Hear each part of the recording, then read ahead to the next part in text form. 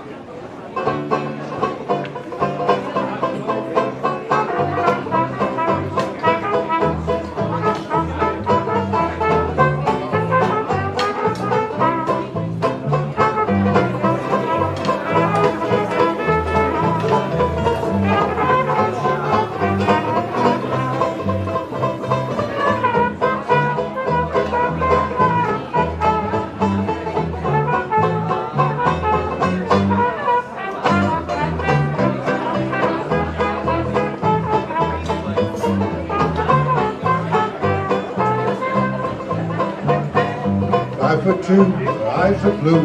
Oh, what those 5'2" do? Has anybody seen my gal? Turned out nose, turned out nose. Never had no other nose. Has anybody seen my gal? Now if you run into a 5'2", all covered with fur, diamond rings, all those things, it's that her butt, but she moved. But she could, has anybody seen my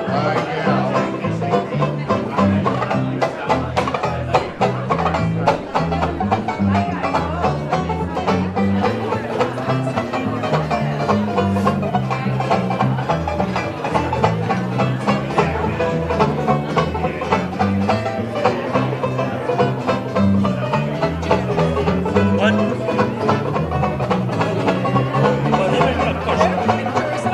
No, I live up in Sipori, up in Galilee. Okay, and I'm here for just the special occasion.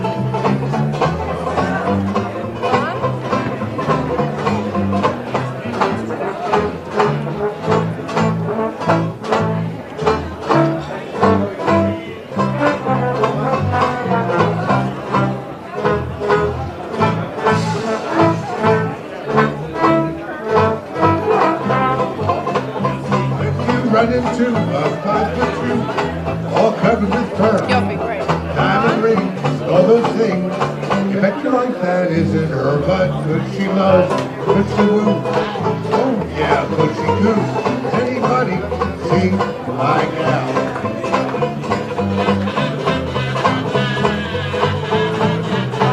Okay, so Mitch, I want you to imagine Donald Trump is watching this right now. What would you say to him? I want to say, President Trump, you've created a new Jewish holiday, okay? Because today is a Jewish holiday. No matter however you look for it, you know, it means for us an optimistic, possibly a good future compared to what we've suffered for the last few years under previous administration. And what are your hopes for President Trump during his time? Well, as an American, or as a former American, I hope he finally puts America back into order. The kind of madness that has taken over the government, the lawlessness, the no borders, the crime. I hope he understands, these things have to end, to give America, for America to take leadership of the world, America has to be stable itself first. And of course, on the other side, because all what we're going through, a year and a half of war coming on, I hope that the projection of American strength that Trump can bring can help to bring us peace with our enemies. And what effect do you see Trump having on the state of Israel? Well, look, it's finally Trump and the people he are bringing in are people who are sympathetic to Israel and sympathetic to the Jewish people. Okay, this is something we did not have recently. I mean, these people, could barely conceal their hostility to us. And with Biden and the people denying Israel arms shipments over the last year and a half and forcing us to give what they called humanitarian aid, which was really just aiding our enemies, managed to prolong the war and got, hundreds of, Israelis killed. Hopefully these common sense has finally come to the American government and things will be different. Oh, great. Thank you so much, Mitch. Pleasure. God bless Donald Trump. God bless. Thank you.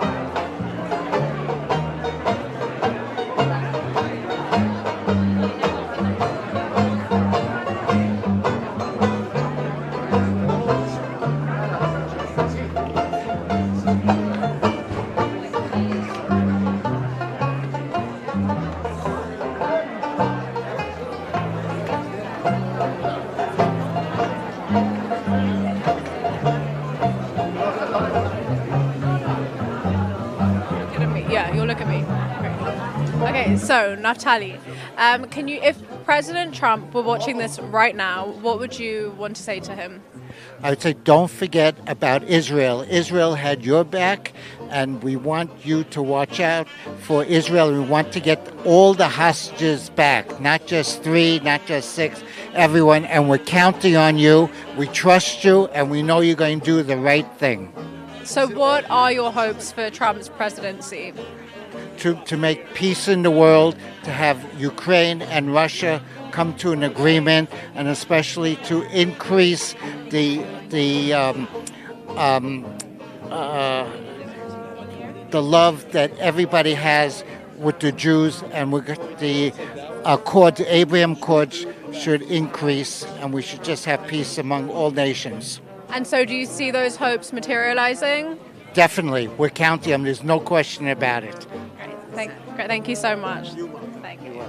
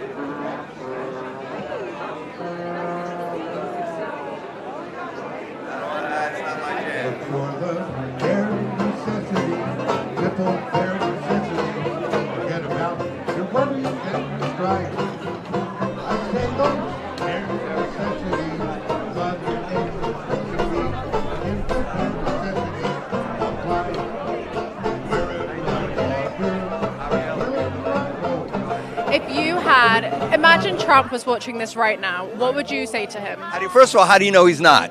He will be. He will see this. And what would I say to him for watching? Say thank you for fighting for America. Thank you for defending Israel. Thank you for being entertaining and making politics fun again. And what are your hopes for Trump's presidency? I hope he gets the country back on track financially, that we can get some semblance of responsibility, but that people in America can have fun again. Make America fun again. It's been dismal for a while. Go ahead. No, you can continue. No, you go. Do you think that these hopes will come to life? Yeah, I think something will happen. Look, in the end, we believe that a God runs the universe. And if God intended for Trump to be president, there's a reason. And God doesn't let anything happen that's not good. Right? Things we may think are not good, people may think are not good, but if God allows it to happen, it's ultimately for the good. And so if Trump's president, that's ultimately for the good. Hey, Tanji, thank you so much. You got it, baby. Thank you so much. Good times. Thank you. Thank you. Of course it was. It's what I do. Oh, it is? I'm a rapper. Oh, you just dropped that whole thing for us. Want to be professional. Like chicken. Good to meet you, Ariella. Good to meet you.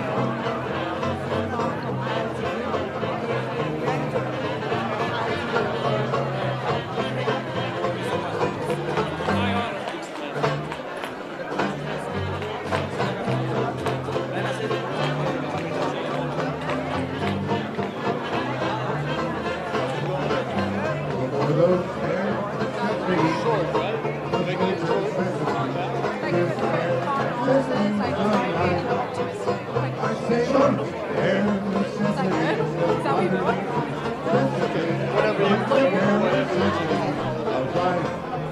wherever I walk, wherever I go, I could be fonder of my sweet home. Bees are buzzing in the trees to make sweet honey just for me. You look under the box and glance out, take a glance at the fancy ants and maybe try a few. Yeah, the bare necessities of life will come to you. Yeah, bare necessities of life will come to you. Yes, sir, the bare necessities of life will come to you. Oh, yeah.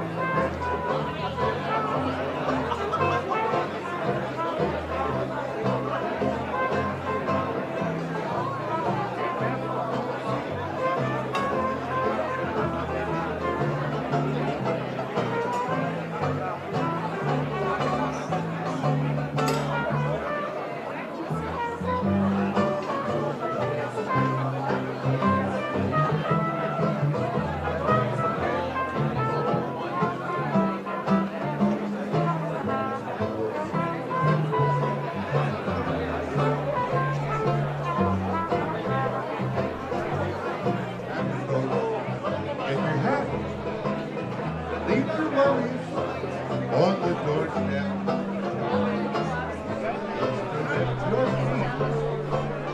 to the sunny side of the street. Can't you hear that paper pattern? And that happy tune is so sweet on the sunny side. I used to walk in the shade with my boots on parade. Now I'm not afraid. I know the smoke crawls over with my name. I even can Rockefeller. Oh, just at my feet on the sunny side of the street.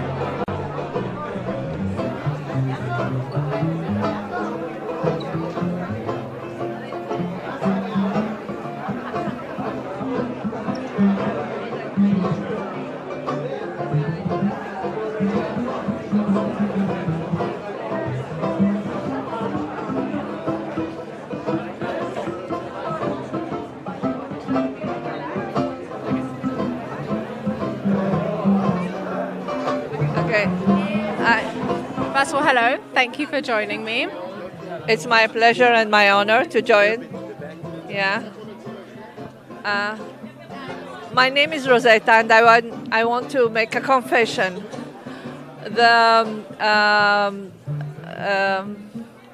The election day, it was my birthday, the 5th of November, and it was not a usual birthday. It was my 70th birthday.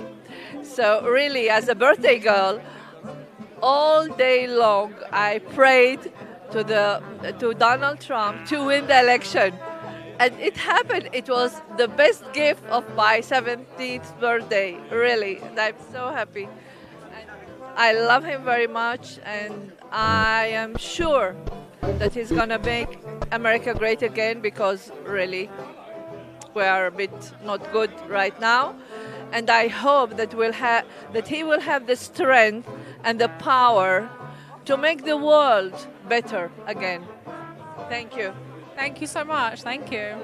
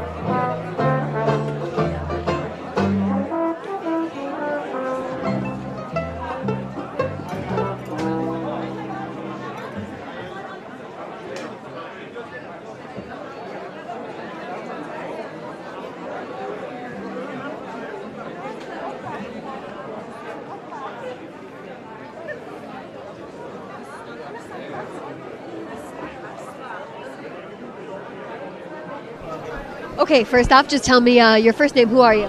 I'm Stu. I live in Beit Shemesh. I've been here 17 and a half years and dual citizen. And this balagan here is a little un-American, but we're dealing with it. Now, I'm very happy that Trump won. I think he will secure America in many ways. And I think by securing America, I think it'll be a great advantage to the state of Israel as well. What do you want him to do for the state of Israel? What would you like to see him do in the next 4 years as president of the U.S.?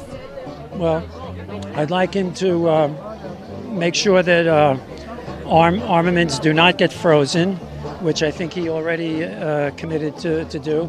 And I think that providing Israel with the political cover that Israel needs in the international community, which has really taken a hit more than usual.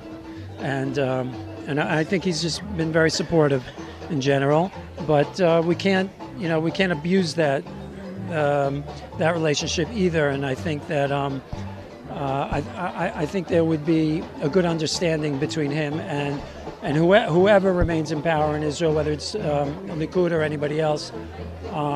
They have to take advantage to accomplish certain things that Israel can accomplish internationally while he's president. Thank you so much. Really appreciate it. That's okay. Appreciate it.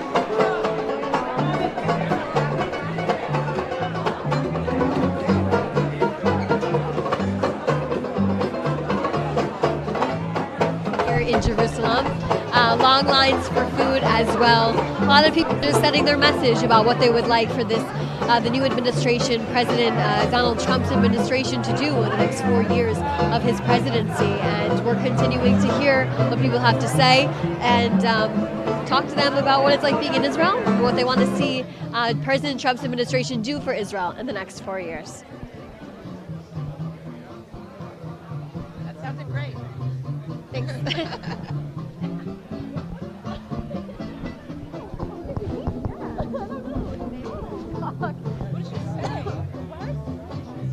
Let's find another one. Okay. I don't speak so well English, only. Shalom.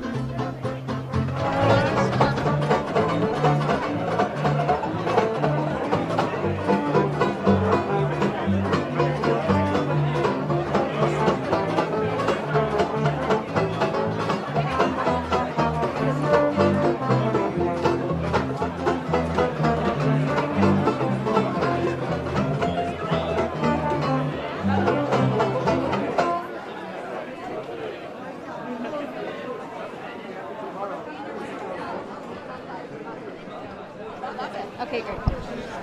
Okay, so tell me who you are and where you live. What are you doing at this event? So my name is Zach Pearson. I live in Nachlaot here in Jerusalem. I've been here for 11, 12 years almost, since 2013. And I'm here because I support America and I support their president. They voted for Donald Trump, and I think he's going to make America great again, and I think that's great. What do you think the biggest difference will be once President Donald Trump is in office when it comes to the state of Israel? Well, I don't know. I'm hoping that there's going to be good things. Personally, I think he hasn't started off on the right foot, but I'm hoping that that will change. I think that it was a mistake to release all those terrorists that we released, but I do have high hopes that things will improve, and I do think it'll be much, much better under Trump than under Biden for sure. Amazing. Thank you so much for sharing. Really appreciate it.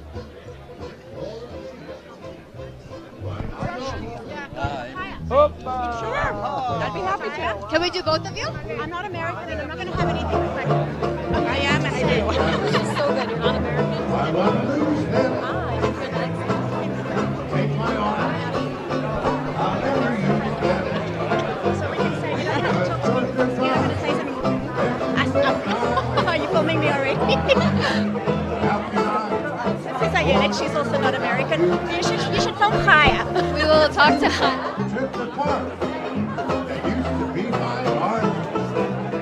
So why not take hold of it? Why you decided to come out tonight? Well, I am a very big Trump supporter. I voted for Donald Trump. I was so delighted with the previous administration and unfortunately very disappointed in the last 4 years. So I'm just so thrilled to be a part of a small gathering to welcome him back to the White House. I believe that he's such a true friend of Israel, and when he was in office previously, he really fulfilled his word, his campaign promises, and that is who we really need in the White House. I'm very passionate about that. Like I said, a real friend of Israel, and I'm just delighted to be a part of it. So Donald Trump is coming into a very tense Middle East. Israel has fought several fronts over the last 15 months. What would you like to see him do once he steps into office in the Middle East? I'd like him to continue to be a real friend of Israel, and not just with words, but with actions. I believe very strongly that he and his staff were instrumental in this ceasefire deal, and I think that when he says things that when he says things like, we will get this done, we will do this, we will do that, he does. So I'm expecting him, and I'm hopeful that he will be the close friend of Israel and bring together so many different personas together and help us achieve a more peaceful Middle East and a better tomorrow here. Is there a priority that you would like for him to see, a priority for you, something that you would like him to do specifically? Yes, absolutely. I expect him to help bring our hostages home and to eradicate Hamas so that we will not live in such a terrorist-fueled region anymore. I think economic development, he's certainly was involved with the Abraham Accords. I think that can continue again, a more peaceful and prosperous Middle East and a closer friendship between the United States and Israel. Amazing. Thanks so much for sharing. I appreciate it.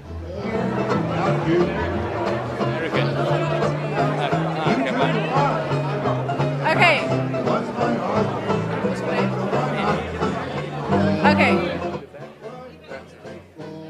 Okay, Benji, I want you to imagine President Trump is watching this right now. What would you have to say to him?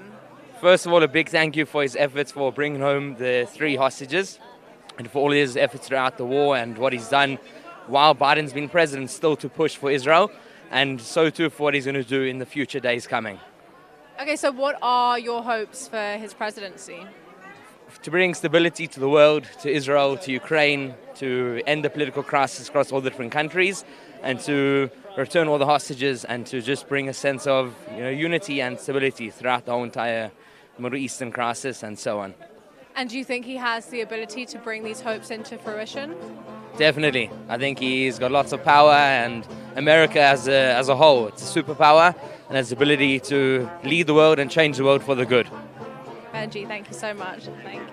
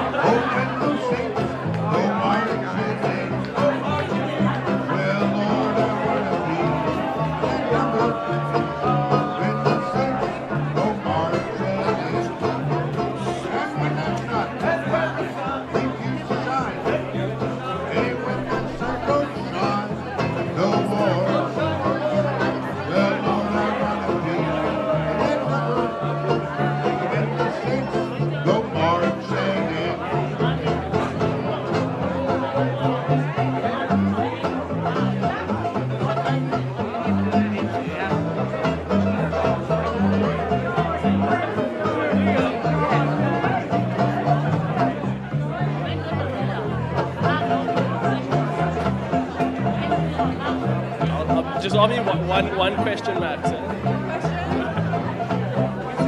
What's the whole bit? Josh.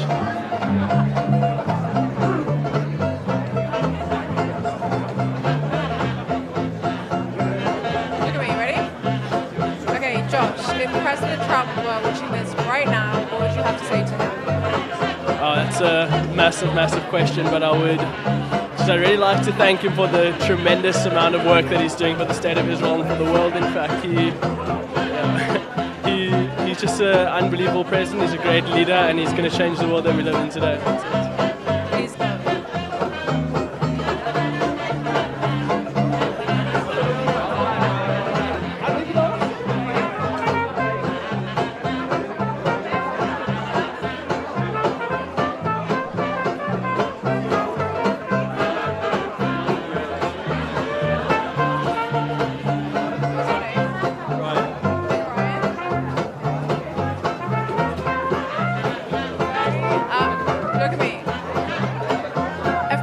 If President Trump were watching this right now, what would you want to say to him? Okay. If President Trump were to watch me right now, I would tell him we have to make Gaza great again, make America great again, make Israel great again. I fought 6 months in Gaza and I saw the worst of mankind. And thank God for Trump, because he's going to make the world a safer place. And what are your plans for him whilst he's in presidency? How do you see him making the world a safer place? So when I was in Gaza, I saw the most anti-West ideology, and the United States had a different side, which was pro-Gaza, and we cannot have a country protecting Gazan values. We must bring Western values into Gaza as well, and please God, make it a better place. Please God. Thank you so much. Yeah. Delete that one, it's a bit political. Are you like... Okay. Okay, so we are with Malki here. Malki, tell me who you are. I am a normal Jew. I'm living here in Israel in the place that it's named Merkaz Shapira. It's near Ashkelon, and I was here at when Trump get the message that he will be the president on the first time. And I am very happy because I think that President Donald Trump will be very good for us. We are in a very big trouble. We need a lot good people who will help our people, Jew around the world, and except the country of Israel. And I believe that if it is somebody who can do it, it's only Donald Trump. What do you want to see Donald Trump do in the next 4 years here in the Middle East? In the next 4 years, I want that Donald Trump will help us to make shalom with countries surround us, because it's very difficult to live in a place that all the time it's only מלחמות, נו, איך אומרים מלחמה? war. And I want that the war will stop. And then I believe that he can do it. And that's the real point that I want to him to make it. Thank you so much. Really appreciate it.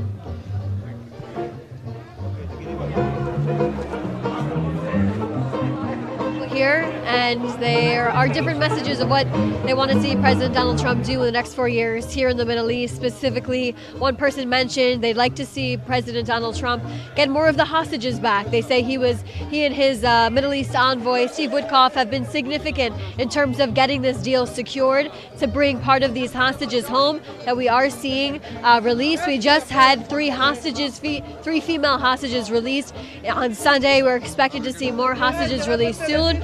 And a lot of other people saying hopefully we can stop all of the different fronts Israel is facing around the country when it comes to war with Hezbollah, Hamas, Iran, the Houthis, and that's what they would like to see, peace in the Middle East here.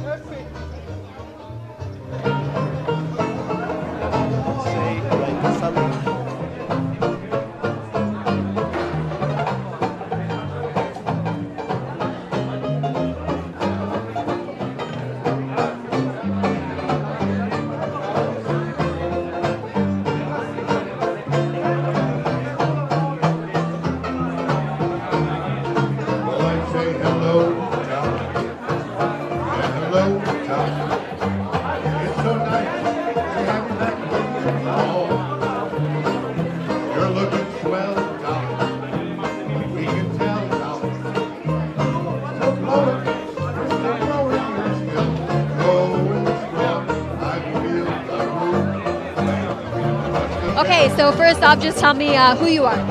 My name is Ron Kenter. I live in Jerusalem. I work in the Prime Minister's office, and I would like to take advantage of this event to congratulate Donald Trump and to thank him for his unwavering support to the Jewish people sitting in Zion, and for free the hostages yesterday and the next one to come. What would you like President Donald Trump to do in his next 4 years as president in the U.S., specifically in the Middle East? Well, we know that Donald Trump, as we know him before, will continue to support the Jewish people. He will do whatever he can to continue the peace process, the Abraham Accord, and maybe global peace with our neighbors, contributing to and foster a better future for the next generations to come. Thank you so much. Thank you very much. Really appreciate it.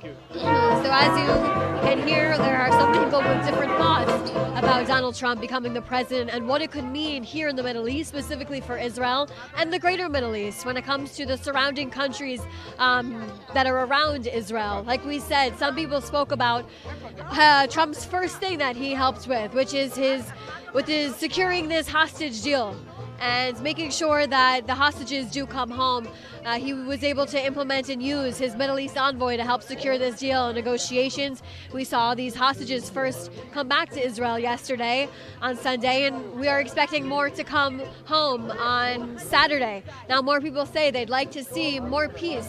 The Abraham Accords continue when it comes to making more friendly relations with countries that surround Israel. They'd like to see normalized ties between Israel and other countries to ensure peace in this Middle East for everyone in the whole region.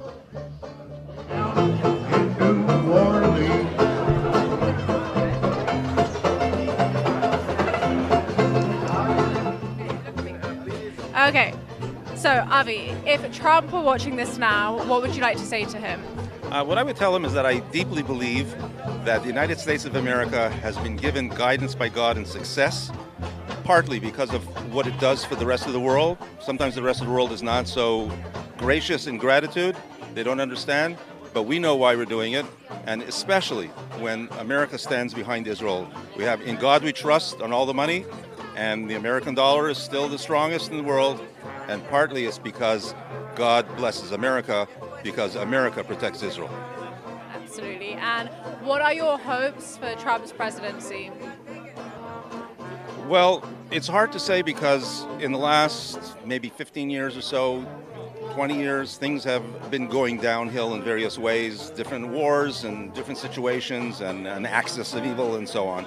So hopefully, first, that he can put his hand on the lid and prevent things from getting worse. That itself, I think, would be a really, really big achievement. I hope, and the signs are such that maybe this will in fact be the case, that things will actually start getting better. And what effect do you think his presidency will have on Israel?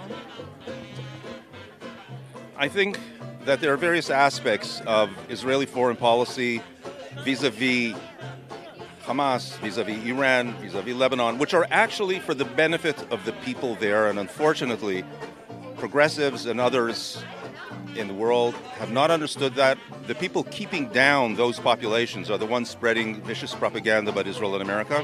And what would be best for Lebanon, for actual Lebanon, not for Iran and Hezbollah, but best for Lebanon, is also best for Israel.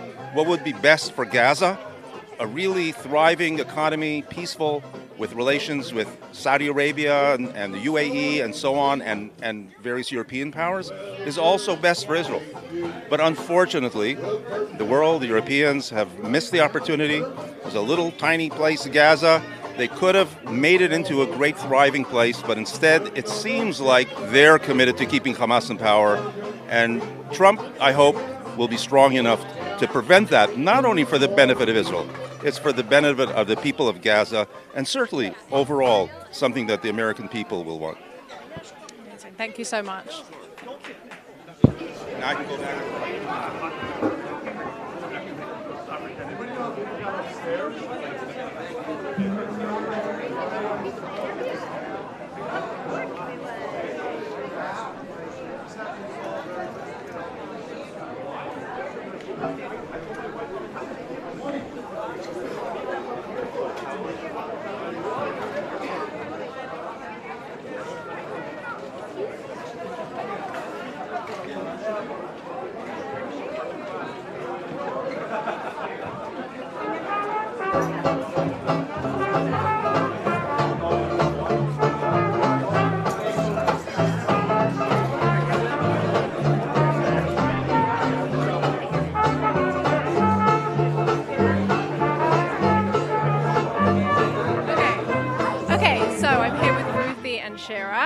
Can you tell me, if President Trump were watching right now, what would you have to say to him? I'd want to say, President Trump, thank you so much for being president, and thank you for helping us here in Israel. And thank you for helping us bring back our hostages, President Trump. Thank you. And what are your hopes for Trump? What are your hopes for Trump's time in presidency? More than anything, I want President Trump to not pressure us to give back even 1 inch of land, because all the land is ours, and it's ours. We shouldn't give any of it back. That he'll help us get back all of our hostages. Please, God. Thank you both so much. Thank you. Thank you.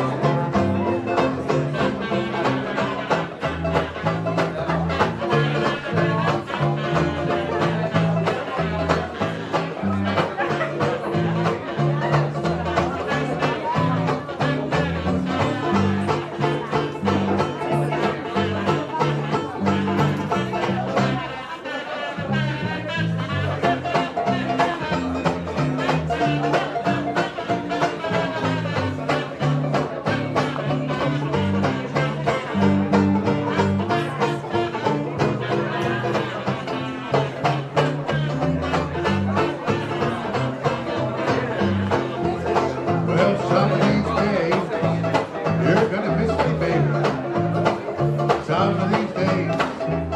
You're gonna be so lonely. You're gonna miss my hugging. You're gonna miss my kissing. You're gonna miss me, baby. When I go away, you're gonna be so lonely. Just only. You know, honey, you had your way. And if you leave me, you know it'll grieve me. You're gonna miss your little baby. You're gonna miss your little baby. You're gonna miss your little baby. Yeah, some of these days.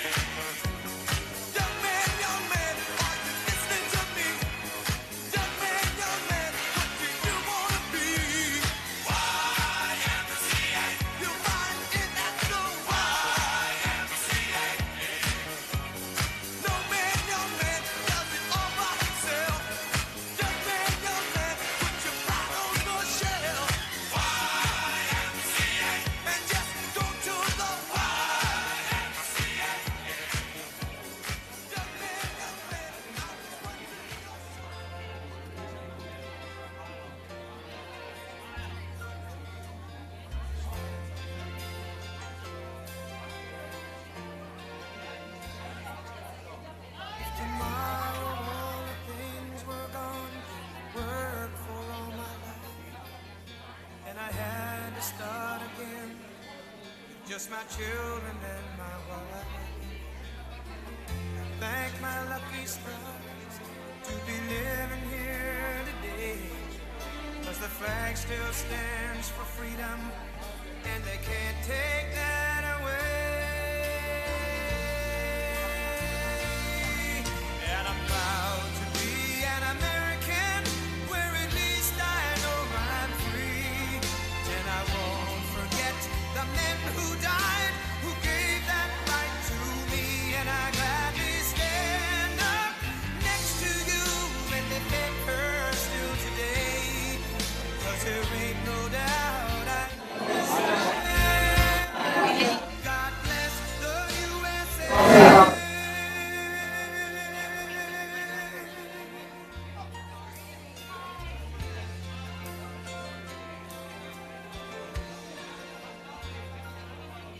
From the lakes of Minnesota to the hills of Tennessee, across the plains of Texas, from sea to shining sea, from Detroit down to Houston and New York to LA, where there's pride in every American heart, and it's time we stand and say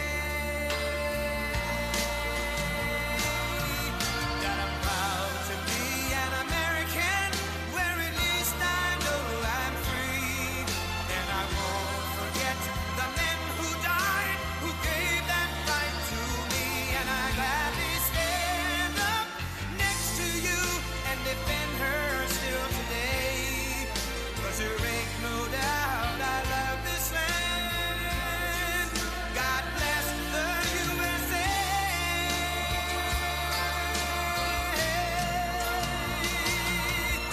And I'm proud to be an American, where at least I know I'm free. And I won't forget the men who died, who gave that right to me. And I gladly stand up next to you and defend her still today, 'cause there ain't no doubt I love this land. God bless the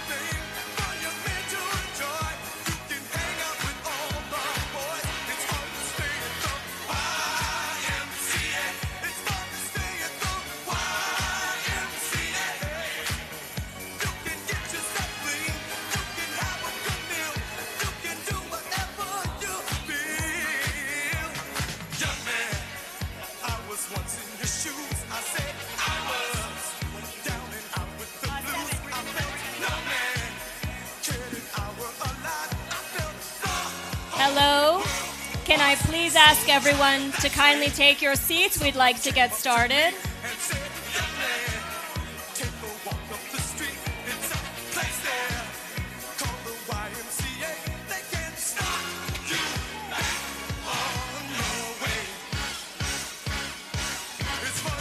Would everyone please take their seats? We'd like to get started.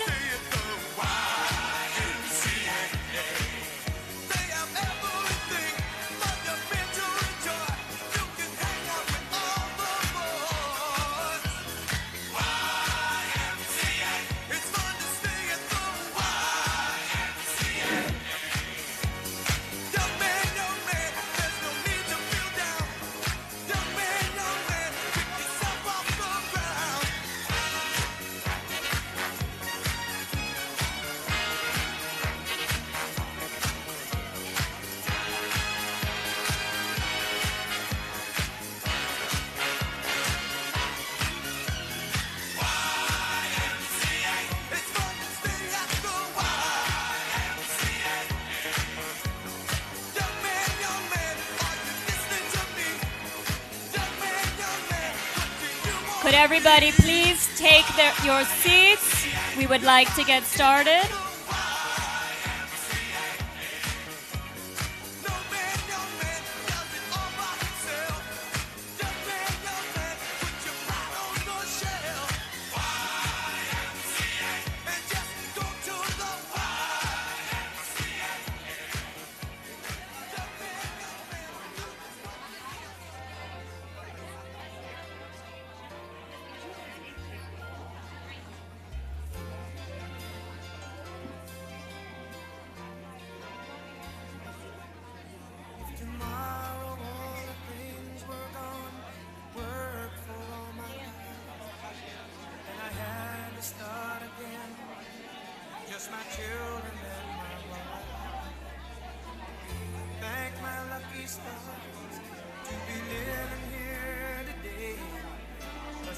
Still stands for freedom, and they can't take that away.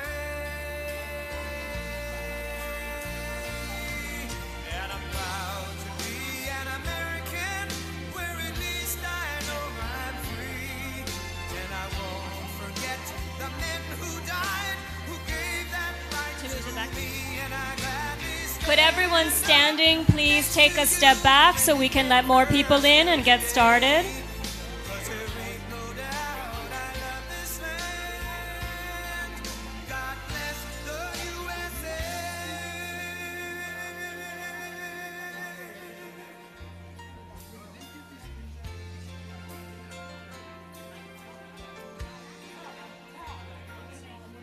From the lakes of Minnesota to the hills of Tennessee, across the plains of Texas, from sea to shining sea, Detroit down to Houston, and New York to LA.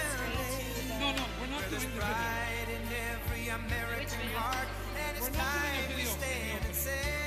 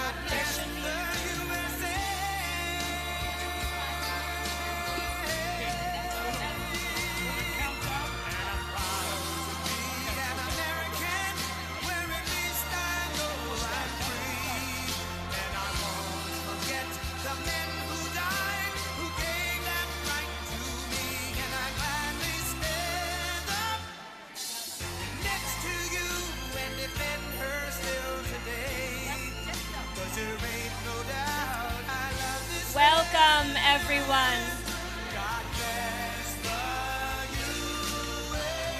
We would like to get started. Could everyone please take your seats?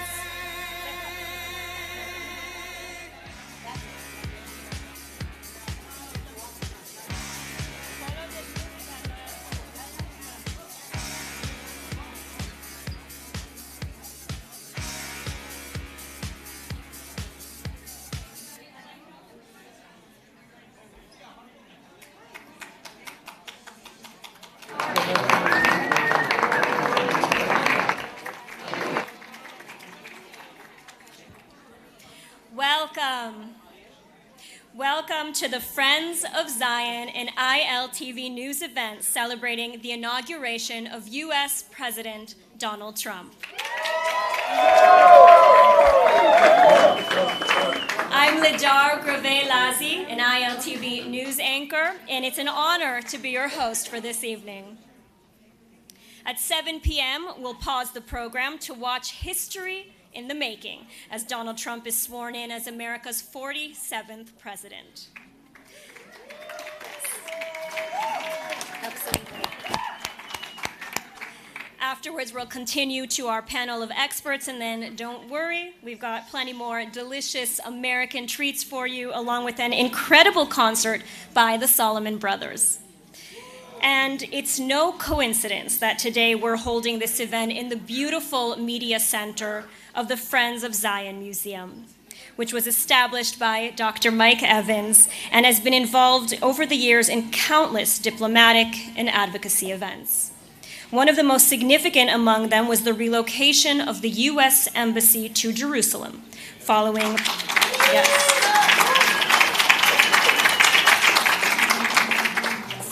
President Trump's decision recognizing it as the capital of Israel.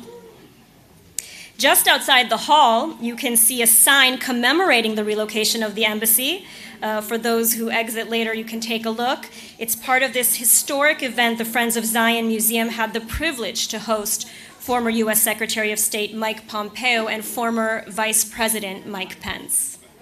And beyond that, in this very auditorium, the museum recently hosted weekly happenings for evacuees from the North and South. And this is, of course, in addition to the ongoing activities with Holocaust survivors, security forces, widows, and orphans, demonstrating a deep commitment not only to the local community, but to Israel and to the Jewish people.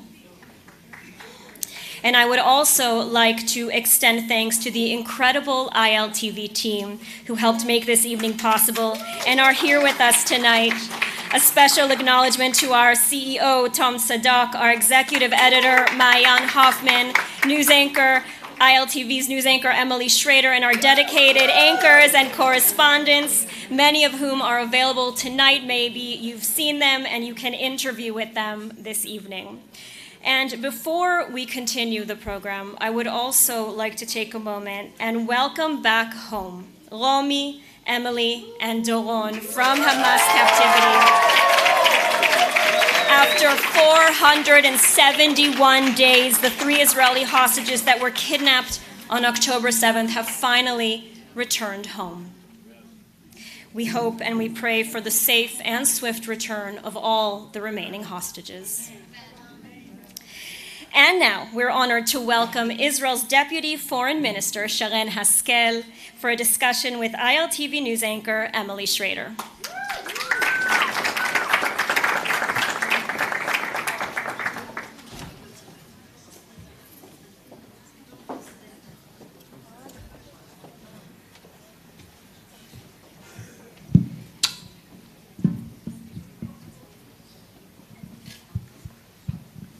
Hello, everyone. Wow, what a crowd. Exciting days. Finally, we have a few positive things in the span of even 24 hours, something to celebrate after many, many difficult months and, of course, many more to come. We're not done yet, but at least we've gotten started. I know we don't have very much time, so I want to thank you, Deputy Foreign Minister Sharren Haskel. It's an honor to have you with us. Thank you. I wanted to start by asking you, Trump is coming into office, as you all know, at a time of great regional chaos. I'm wondering what you expect to see or what actions you'd like to see from the next administration when it comes to this region. So first of all, there's expectations, but I think most of all we are very happy for his inauguration because Trump's last term has proven to be, he really, truly is a true friend of Israel. He loves Israel at heart. But, you know, in our days in politics and in diplomacy and with all of the world challenges that we're facing, it's not always enough. And you have to surround yourself with a team that loves Israel and understand what Israel means here in the Middle East to America. And in his last term, and I have to say, Mike, who's a really dear friend of mine, and the first time that we've met was Trump's last inauguration at the event that you've had. And there was this incredible feeling around, right? And everybody could feel it. And you sat for all these years with the Trump Evangelical Advisory Board. And his heart and mind were open to listen to the love and the friendship and the message, the biblical message, the historical message that you channeled through this advisory board to his actual people that work through the State Department and in the Foreign Affairs Department. And that truly makes a huge impact. It makes a huge impact on the attitude towards Israel, because what we've experienced in the last year, this was, Israel's extremely challenging year. This has been a serious, what about the YMCA song? It's,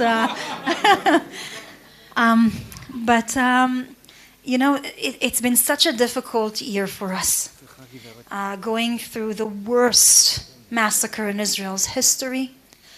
And we've seen true allies who stood beside us during this time. And I'm absolutely certain that Trump is going to be proved as an ally and a true friend of Israel, like his last term, where he stood beside us. And so, we're coming in, and the fact is that even before he was inaugurated, he already made two major changes towards Israel's attitude. One of them was with a pressure and a red line that is set up for the Lebanese for the first ceasefire. And the other one, we saw the result yesterday, where there wasn't a dry eye in Israel, I think through the entire world, with our allies and our friends.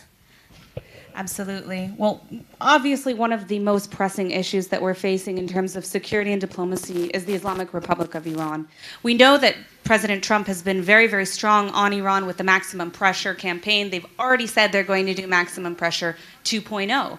What does that look like? Do you think that Israel and the U.S. are really on the same page when it comes to battling against the Islamic Republic of Iran and its proxies? Iran's challenge, is not about Israel. It's about the world's stability, and mainly about America. And he gets it. I believe he gets it. Because, look, here in Israel, we are called the little devil. The big devil is America. And it is not about a territorial conflict. It is a religious and a cultural conflict about world Islamic dominancy dominated by Iran. And don't fool yourself. What you see here in Israel, this is the front line of the Iran war. But it's not limited to the Middle East. They are seeking pockets of instability around the world. And wherever they find pockets of instability, they infiltrate in, create chaos, through the economy, through politics, through the media, and they take over. They did it in the Middle East, in Lebanon, in Iraq, in Yemen, in Iran. In Iran. And they are doing it all around the world. We see them doing it in Africa. We see them doing it in Central and South America. Hezbollah, which is the army of Iran, is controlling the main illegal drug and weapon trafficking routes in Central and South America. Why are they there? That doesn't pose a threat to Israel, but it poses a threat to America. And it's not just Trump, but the people who surround him are people who have their eyes wide open and are aware that Iran is not an Israeli issue. They are the enemy of the free world, of democracy, of nations that yearn freedom and liberty. All right, well, we do have only one more minute. I know we have very, very limited time. I could sit here and talk all day to you about these issues, but I want to give you a chance to address the Abraham Accords. This is a stated agenda item for the incoming Trump administration. They would like to see peace between Israel and Saudi Arabia. Of course, one of the preconditions that Saudi Arabia has set so far is for a two-state solution for a Palestinian state. How do you, as a deputy foreign minister, how do you plan to deal with this challenge? Look, I think that many of the Arab countries around the world, after seeing this last year, and the Palestinians, and the way they correspond with Hamas and what had happened, there were many realizations in the Arab world in regards to the Palestinians, including certain declarations. They may have been, might be subtle, but some have even declared that they will not jeopardize their own future, or they will not commit suicide for the Palestinian cause, because they understand that there are far bigger issues than that. Israel's not, for years and years, Israel hasn't been the problem in creating peace and stability in the Middle East.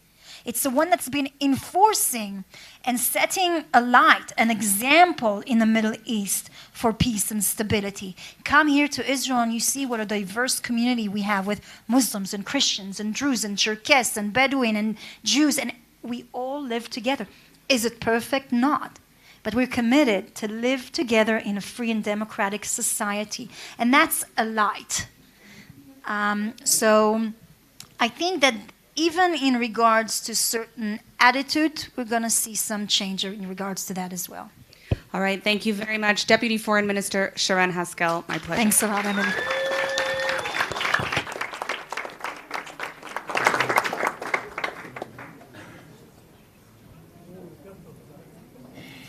Thank you to Sharon Haskell and Emily Schrader. And now it's my great honor to introduce the visionary of Friends of Zion, Dr. Mike Evans.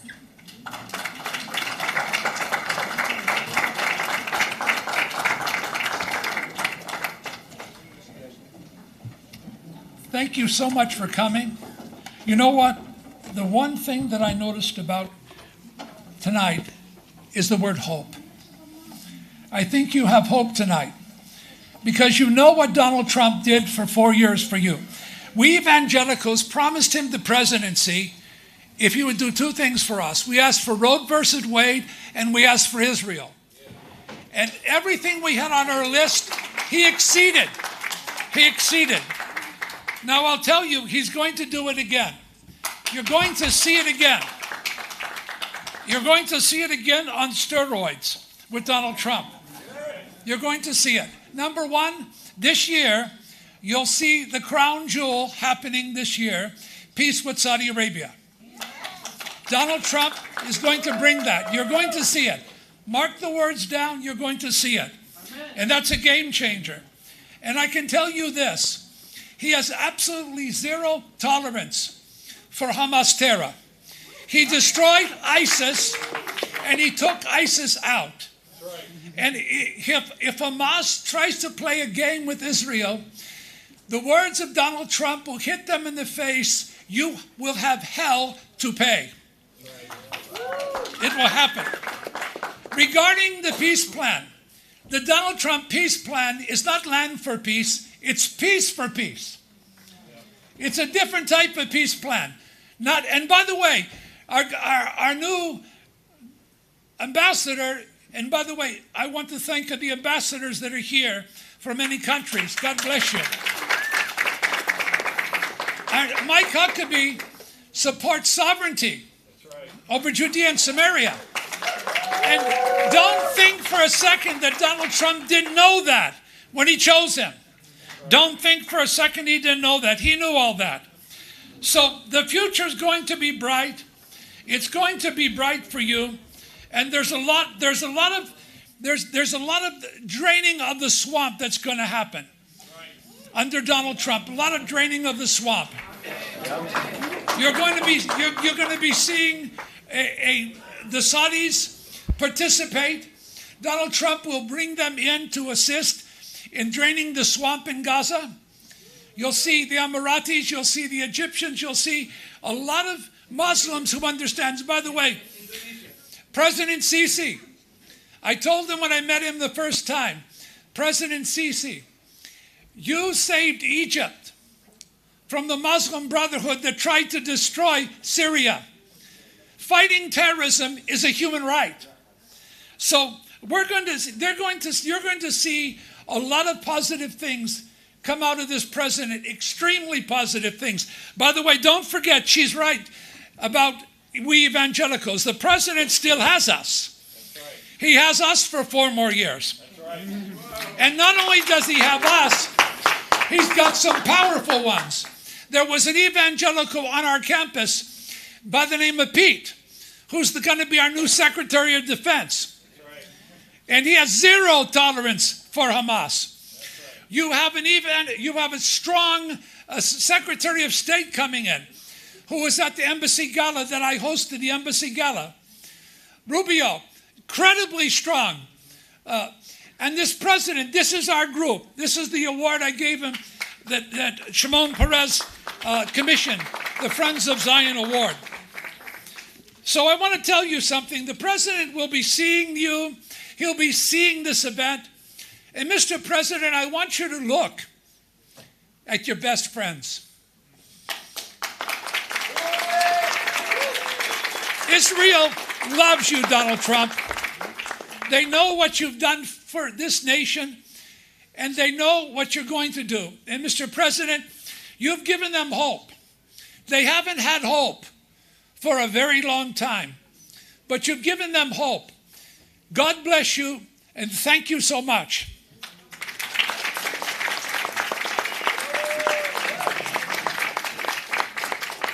You're going to see the inauguration in a way that very few people are going to see it in Washington, D.C., because most of them are not going to get into the Capitol.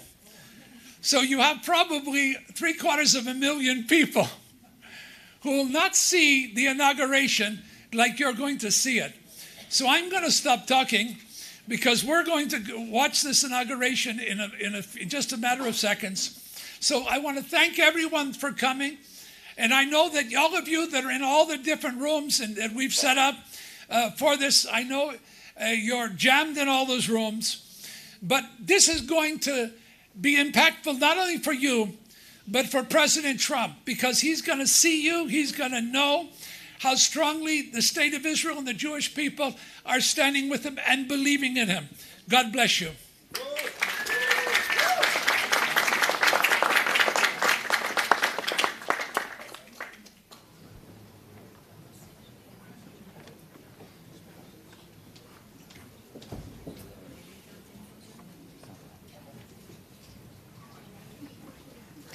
Thank you to Dr. Mike Evans. And now, the moment we've all been waiting for. Let's turn to the big screen to watch Donald Trump take the oath of office as the 47th President of the United States. Brett Kavanaugh again will be administering the oath. Please raise your right hand and repeat after me. I, James David Vance, do solemnly swear. I, James David Vance, do solemnly swear. That I will support and defend the Constitution of the United States. That I will support and defend the Constitution of the United States. Against all enemies, foreign and domestic. Against all enemies, foreign and domestic. That I will bear true faith. That I will bear true faith. And allegiance to the same. And allegiance to the same. That I take this obligation freely. That I take this obligation freely. Without any mental reservation. Without any mental reservation. Or purpose of evasion. Or purpose of evasion. And that I will well and faithfully discharge. And that I will well and faithfully discharge. The duties of the office. The duties of the office. On which I am about to enter. On which I am about to enter. So help me God. So help me God. Congratulations, Mr. Vice President.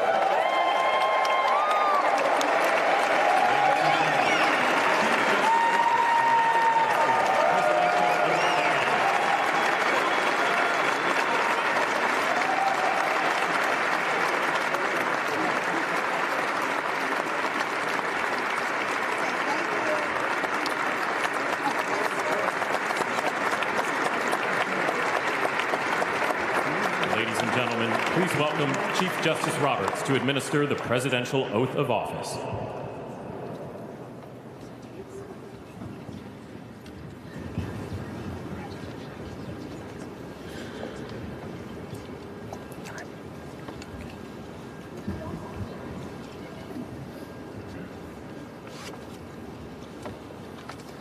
Please raise your right hand and repeat after me. I, Donald John Trump, do solemnly swear. I, Donald John Trump, do solemnly swear. That I will faithfully execute. That I will faithfully execute. The office of President of the United States. The office of President of the United States. And will, to the best of my ability. And will, to the best of my ability. Preserve, protect, and defend. Preserve, protect, and defend. The Constitution of the United States. The Constitution of the United States. So help me God. So help me God. Congratulations, Mr. President.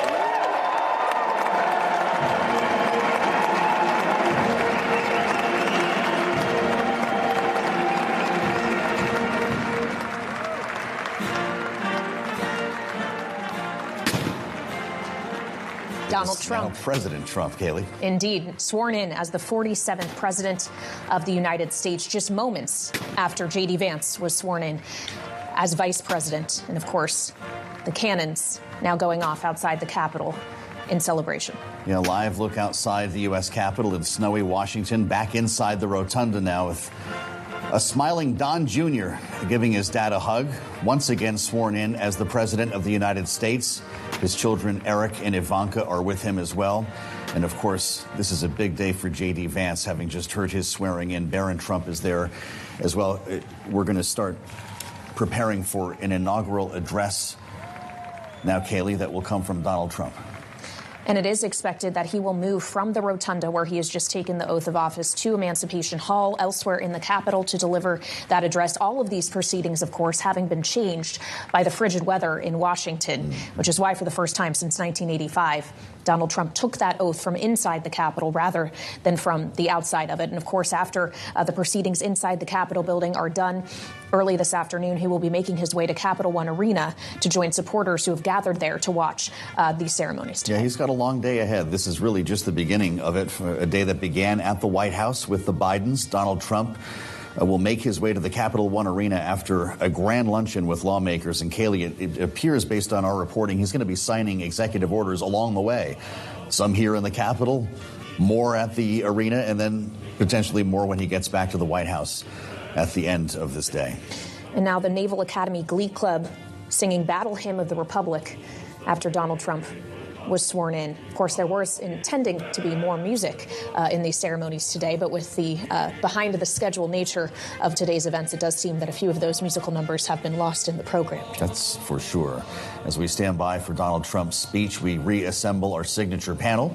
Bloomberg Politics contributors Rick Davis and Jeannie Shanzano are with us. The oath, of course, is the most important part of the day here, Rick, but the inaugural address is one that will endure for the ages. What will we hear next from Donald Trump? Well, I think he will dispatch his swift sword in this inaugural address and slay some demons that he believes keeps America from being great again. And yet, I think this idea of piecing together strength and prosperity will be the centerpiece of his speech, and I think that has been pretty much the centerpiece of his campaign. So we're going to hear a lot of what we've heard before in the run-up to this presidential address. Well, and when we consider the fact that Donald Trump is now standing just across the aisle, literally, Jeannie, from the man who is now a former president, Joe Biden no longer claims the title as commander-in-chief. Donald Trump officially, as of a few moments ago, has taken that over.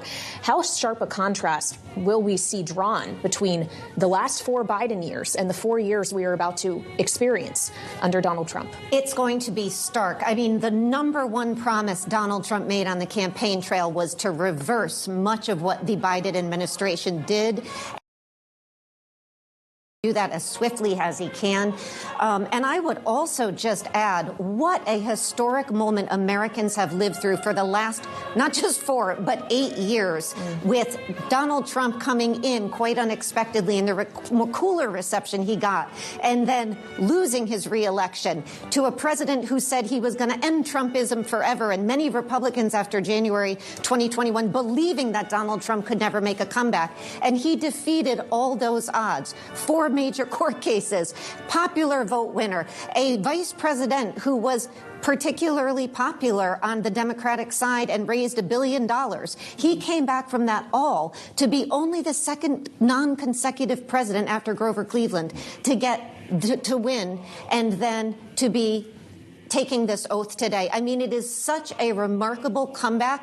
It really makes Richard Nixon's comeback look like it wasn't much of a second. But sorry to Richard Nixon. But what a moment Americans have lived through. So, you know, it's hard to just sort of for, I think, historians and all of us, it's hard to really put this all into perspective and what it means. And to your point, your initial point, Kaylee, the shift in policy we will see will be dramatic, at least as dramatic as Donald Trump is allowed to make it and legally allowed to keep any of those EOs in place and to move this Congress forward. All right, Jeannie Shanzano and Rick Davis, our signature political panel, are sticking with us, but we want to check back in now with our reporter live at the White House, where we find Bloomberg's Tyler Kendall. So, Tyler, as Jeannie is alluding to, we are expecting shortly after these ceremonies at the Capitol wrap up, Donald Trump to sign a whole host of executive orders. Right, Kaylee, we still have that Oval Office signing ceremony on the schedule as we expect him to make his way back here later this afternoon. We know that he's planning to focus on 3 big areas, addressing the federal workforce, but as well as immigration and energy policy, those 2 former issues, something that he's also asked Congress to prioritize to tackle. Now, something that we are watching, though, is what we're not expecting him to sign today. Bloomberg News reporting that we should not expect China-specific tariffs. A source familiar telling Bloomberg News that shows Donald Trump's willingness to engage with China when it comes to negotiations instead of going straight to tariffs. We know that President-elect Trump, or now I have to get used to saying President Trump, did engage with Chinese President Xi Jinping last week for a phone call, and in a post on Truth Social, he said that the 2 of them did talk about this idea of rebalancing trade. Now, Bloomberg News had previously reported that Trump's economic team was considering a perhaps more gradual approach to tariffs, 2 to 5% per month, but that no firm deals had been in place. But it's interesting, Joe and Kaylee, because tariffs have been such a big focal point of Trump's economic plans, but it's also something that hasn't gotten 100% support from congressional Republicans. We heard it come up time and time again during Scott Bessent's nomination hearing on Capitol Hill last week. I was there and I actually spoke with one senator who questioned Bessent about any potential inflationary impacts. That was Senator Todd Young, a Republican from Indiana who represents farmer interests, who said that he had constituents who were concerned about what potential tariffs could mean for inflation and also their bottom line. And I spoke to him afterwards, and he told me that in private meetings with transition officials, they said to expect more selective tariffs. So it's clear that they're trying to address it this way going forward. Bloomberg's Tyler Kendall at the White House, standing by for Donald Trump, who is now approaching the podium in the U.S. Capitol Rotunda to deliver what is his second inaugural address. Let's listen live on Bloomberg TV and radio. Thank you very, very much. Vice President Vance, Speaker Johnson, Senator Thune, Chief Justice Roberts, Justices of the United States Supreme Court, President Clinton, President Bush, President Obama, President Biden, Vice President Harris, and my fellow citizens. The golden age of America begins right now.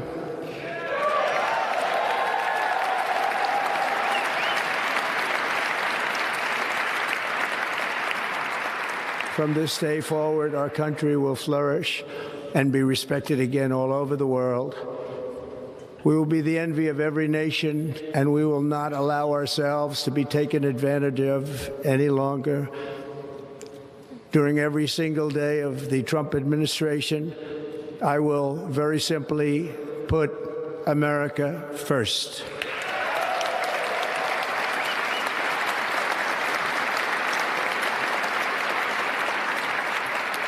Our sovereignty will be reclaimed. Our safety will be restored. The scales of justice will be rebalanced. The vicious, violent, and unfair weaponization of the Justice Department and our government will end.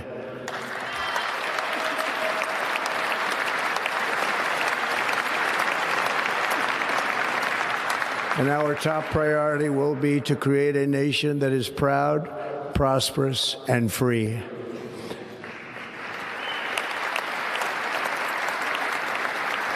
America will soon be greater, stronger, and far more exceptional than ever before. I return to the presidency confident and optimistic that we are at the start of a thrilling new era of national success.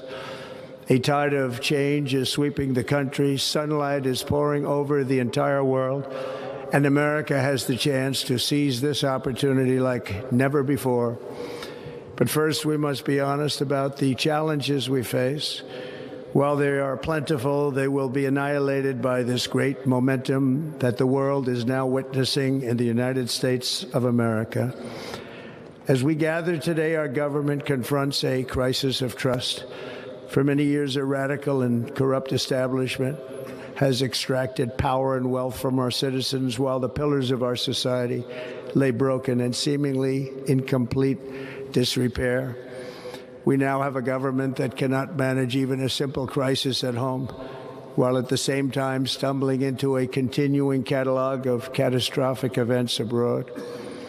It fails to protect our magnificent, law-abiding American citizens, but provides sanctuary and protection for dangerous criminals, many from prisons and mental institutions that have illegally entered our country from all over the world. We have a government that has given unlimited funding to the defense of foreign borders, but refuses to defend American borders or, more importantly, its own people.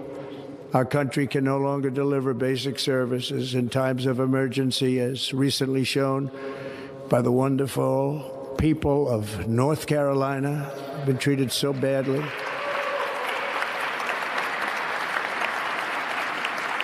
And other states who are still suffering from a hurricane that took place many months ago. Or more recently, Los Angeles, where we are watching fires still tragically burn.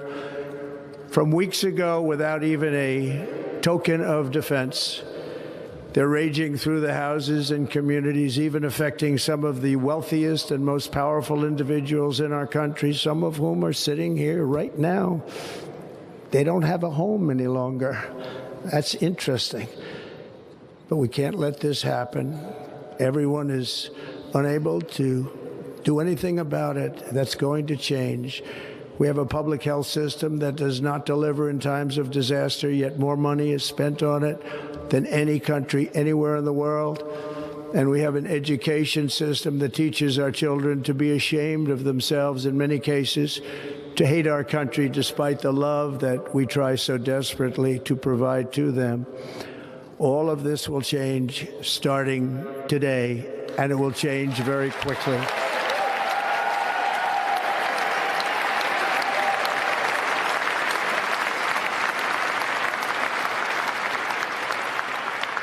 My recent election is a mandate to completely and totally reverse a horrible betrayal and all of these many betrayals that have taken place, and to give the people back their faith, their wealth, their democracy, and indeed their freedom. From this moment on, America's decline is over.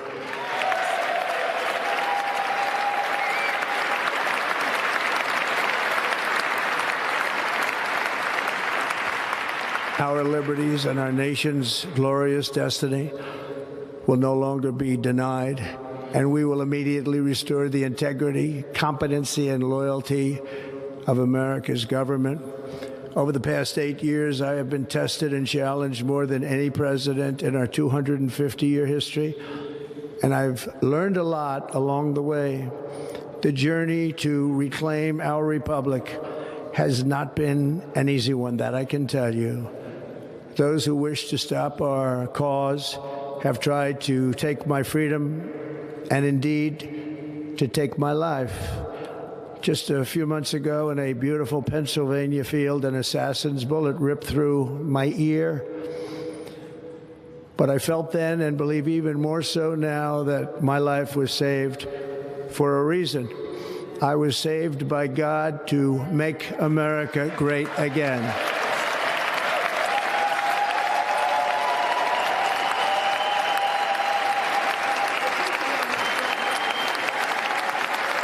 Thank you.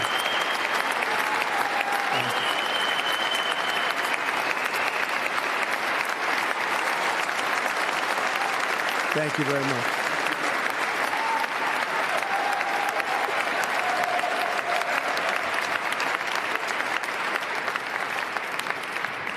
That is why each day under our administration of American patriots, we will be working to meet every crisis with dignity and power and strength. We will move with purpose and speed to bring back hope, prosperity, safety, and peace for citizens of every race, religion, color, and creed. For American citizens, January 20th, 2025 is Liberation Day.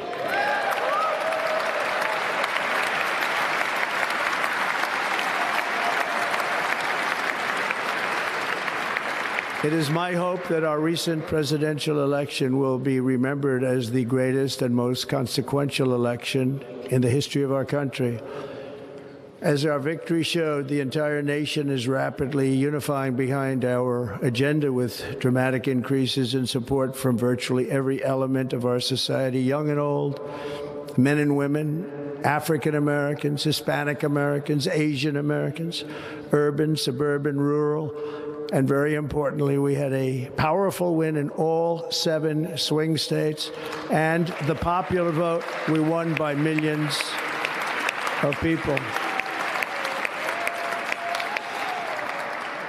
To the Black and Hispanic communities, I want to thank you for the tremendous outpouring of love and trust that you have shown me with your vote.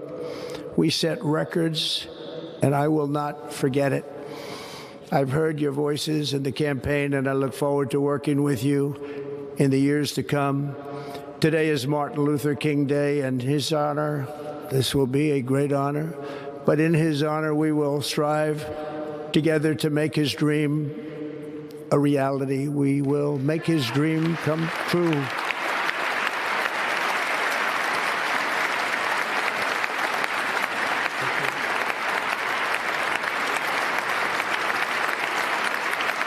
Thank you.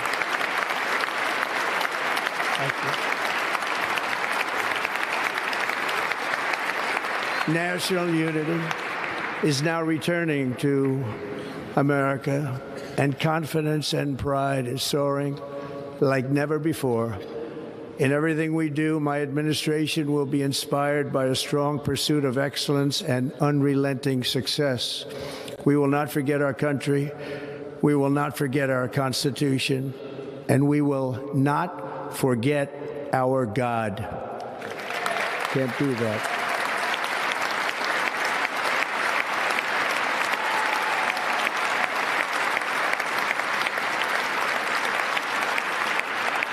Today, I will sign a series of historic executive orders.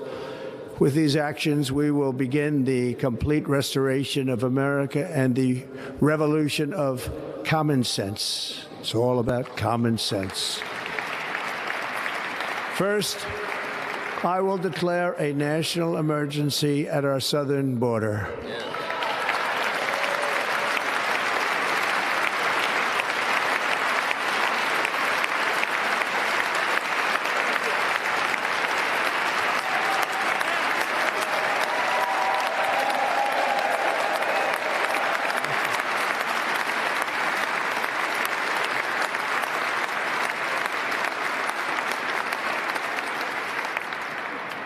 Illegal entry will immediately be halted, and we will begin the process of returning millions and millions of criminal aliens back to the places from which they came.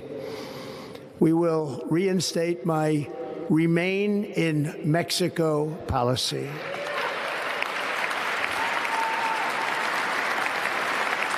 I will end the practice of catch and release.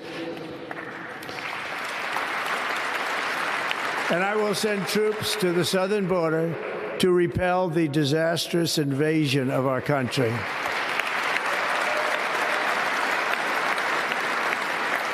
Under the orders I signed today, we will also be designating the cartels as foreign terrorist organizations.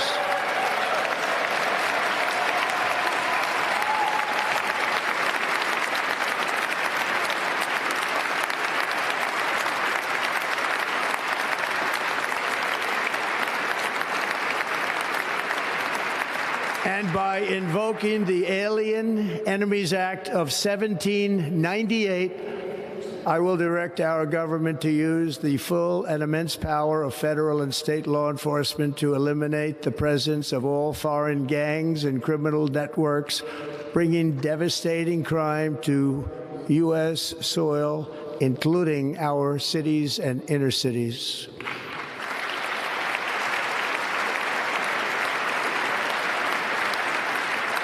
As Commander-in-Chief, I have no higher responsibility than to defend our country from threats and invasions, and that is exactly what I am going to do. We will do it at a level that nobody's ever seen before. Next, I will direct all members of my cabinet to marshal the vast powers at their disposal to defeat what was record inflation and rapidly bring down costs and prices.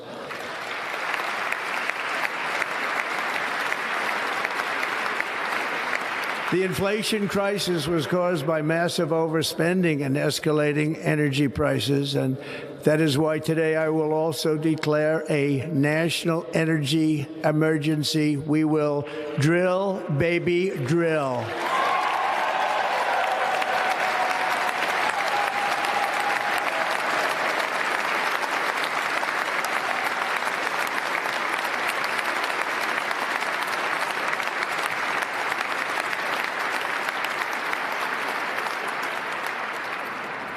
America will be a manufacturing nation once again, and we have something that no other manufacturing nation will ever have, the largest amount of oil and gas of any country on earth, and we are going to use it.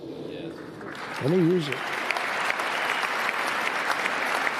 We will bring prices down, fill our strategic reserves up again, right to the top, and export American energy all over the world.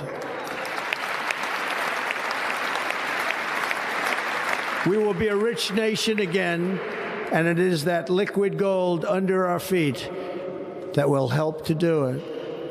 With my actions today, we will end the Green New Deal, and we will revoke the electric vehicle mandate, saving our auto industry and keeping my sacred pledge to our great American auto workers.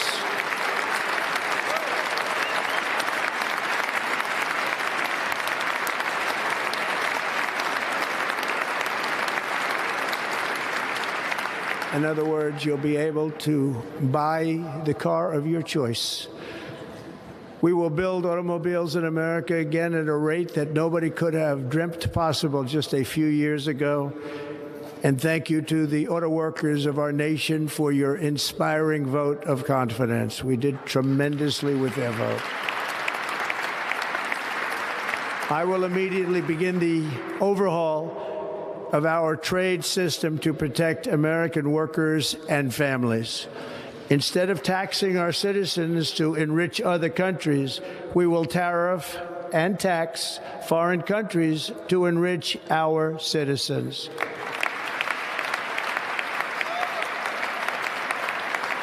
For this purpose, we are establishing the External Revenue Service to collect all tariffs, duties, and revenues. It will be massive amounts of money pouring into our Treasury.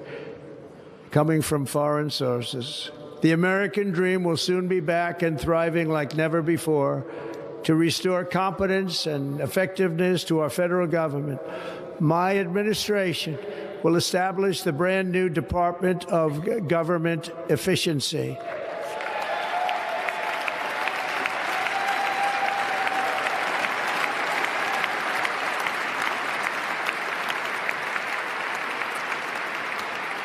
After years and years of illegal and unconstitutional federal efforts to restrict free expression, I will also sign an executive order to immediately stop all government censorship and bring back free speech to America.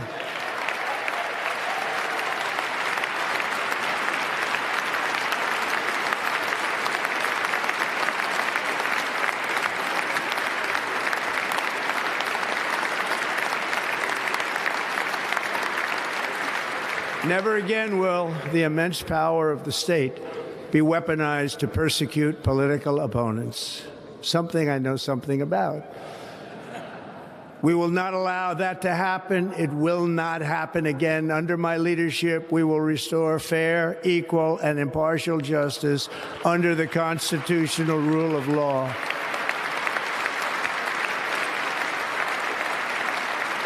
And we are going to bring law and order back to our cities. This week, I will also end the government policy of trying to socially engineer race and gender into every aspect of public and private life.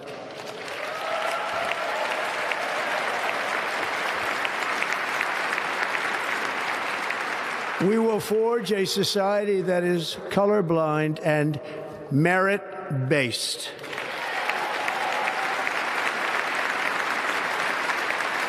As of today, it will henceforth be the official policy of the United States government that there are only two genders, male and female.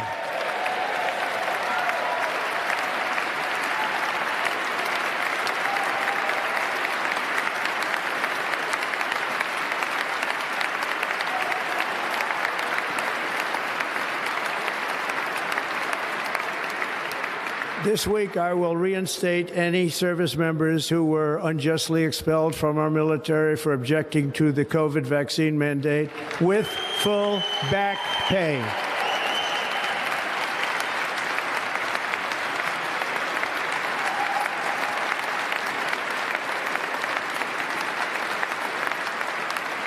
And I will sign an order to stop our warriors from being subjected to radical political theories and social experiments while on duty.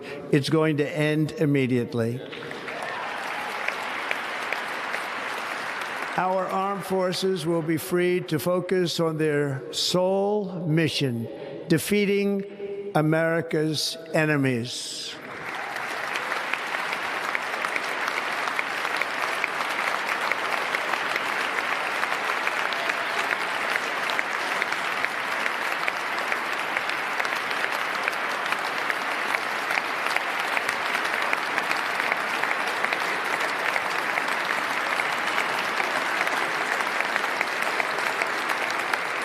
Like in 2017, we will again build the strongest military the world has ever seen.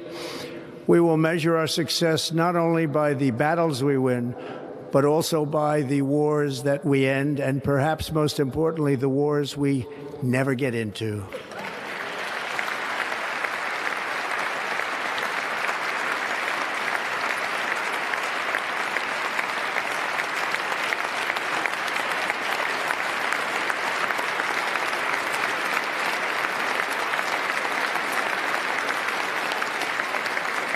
My proudest legacy will be that of a peacemaker and unifier. That's what I want to be, a peacemaker and a unifier.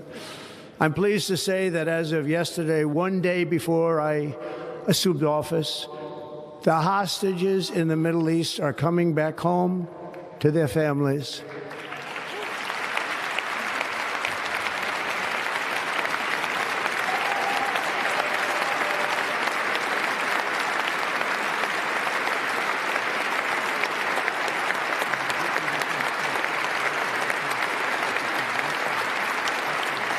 Thank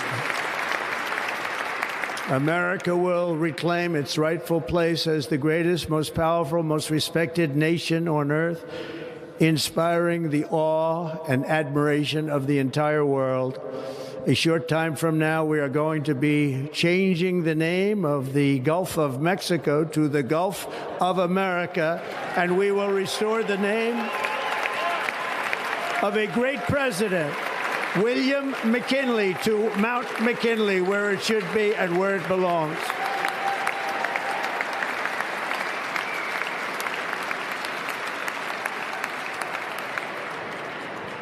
President McKinley made our country very rich through tariffs and through talent. He was a natural businessman and gave Teddy Roosevelt the money for many of the great things he did, including the Panama Canal, which has foolishly been given to the country of Panama after the United States. The United States, I mean, think of this, spent more money than ever spent on a project before and lost 38,000 lives in the building of the Panama Canal. We have been treated very badly from this foolish gift that should have never been made, and Panama's promise to us has been broken. The purpose of our deal and the spirit of our treaty has been totally violated. American ships are being severely overcharged and not treated fairly in any way, shape, or form, and that includes the United States Navy. And above all, China is operating the Panama Canal, and we didn't give it to China, we gave it to Panama, and we're taking it back.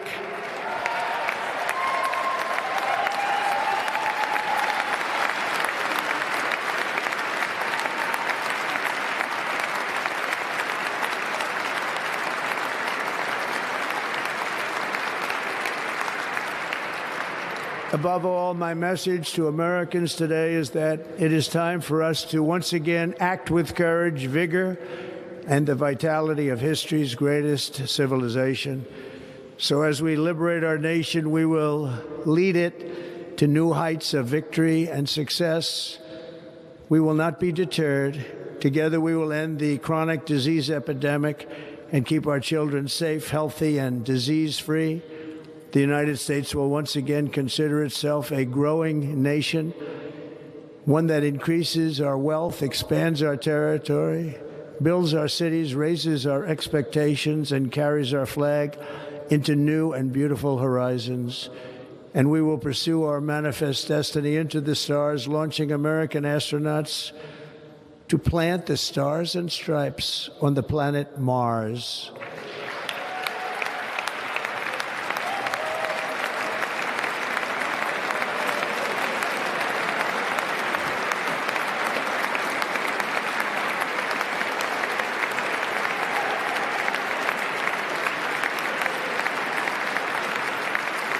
Ambition is the lifeblood of a great nation, and right now our nation is more ambitious than any other. There's no nation like our nation.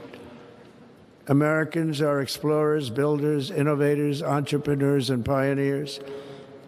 The spirit of the frontier is written into our hearts. The call of the next great adventure resounds from within our souls.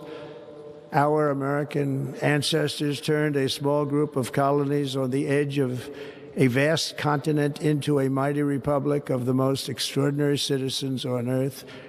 No one comes close. Americans pushed thousands of miles through a rugged land of untamed wilderness.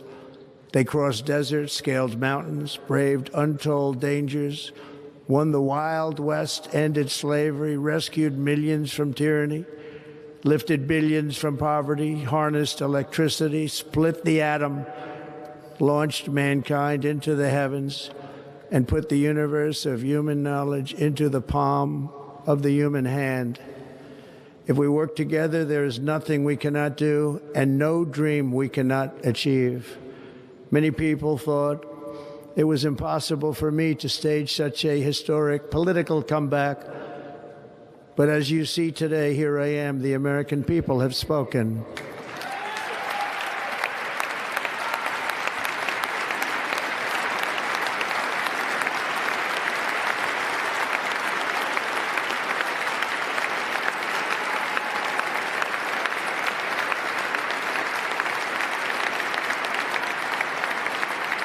I stand before you now as proof that you should never believe that something is impossible to do. In America, the impossible is what we do best.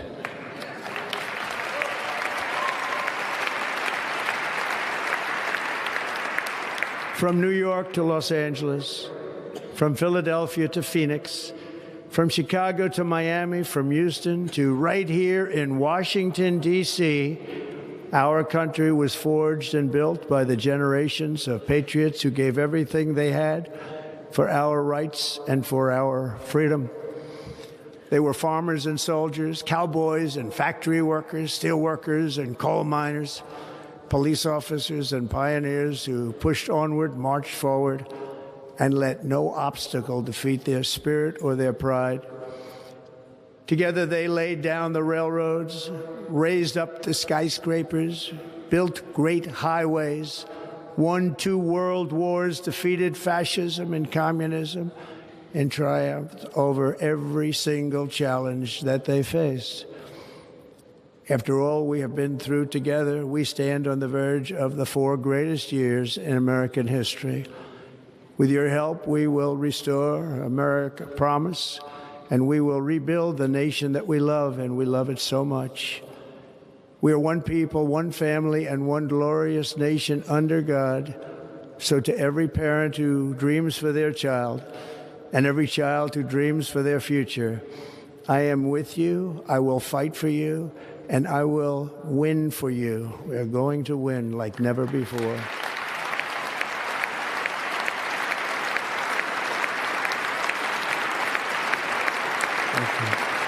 Thank you.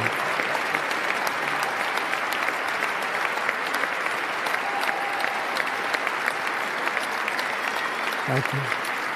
Thank you. In recent years, our nation has suffered greatly, but we are going to bring it back and make it great again, greater than ever before. We will be a nation like no other, full of compassion, courage, and exceptionalism. Our power will stop all wars and bring a new spirit of unity to a world that has been angry, violent, and totally unpredictable. America will be respected again and admired again, including by people of religion, faith, and goodwill. We will be prosperous. We will be proud. We will be strong, and we will win like never before. We will not be conquered. We will not be intimidated. We will not be broken, and we will not fail. From this day on, the United States of America will be a free, sovereign, and independent nation. We will stand bravely. We will live proudly. We will dream boldly, and nothing will stand in our way because we are Americans. The future is ours, and our golden age has just begun. Thank you. God bless America. Thank you all. Thank you. Thank you very much. Thank you very much. Thank you. An inaugural address, about 30 minutes in length, delivered by the 47th President of the United States, Donald Trump, given inside the Capitol Rotunda, where he took, just about 35 minutes ago, the oath of office. Donald Trump, in this speech, saying he will declare a national energy emergency, a national emergency at the southern border. He will begin an overhaul of trade systems in order to protect Americans, and also touching on what he will describe as an expansion of American territory, saying the U.S. will once again consider itself a growing nation. Really a laundry list of what he intends to do, potentially starting just within the next few hours, Joe, as President of the United States once again. That's right. Carrie Underwood being introduced now to sing America the Beautiful as part of this entire ceremony, Kaylee, that was running late, so we're going to make up for a couple of things that might have taken place before noon. The golden age of America begins right now, Donald Trump said. This is Liberation Day for American citizens. Interesting to watch. He stuck to the teleprompter pretty closely there in what seemed like actually.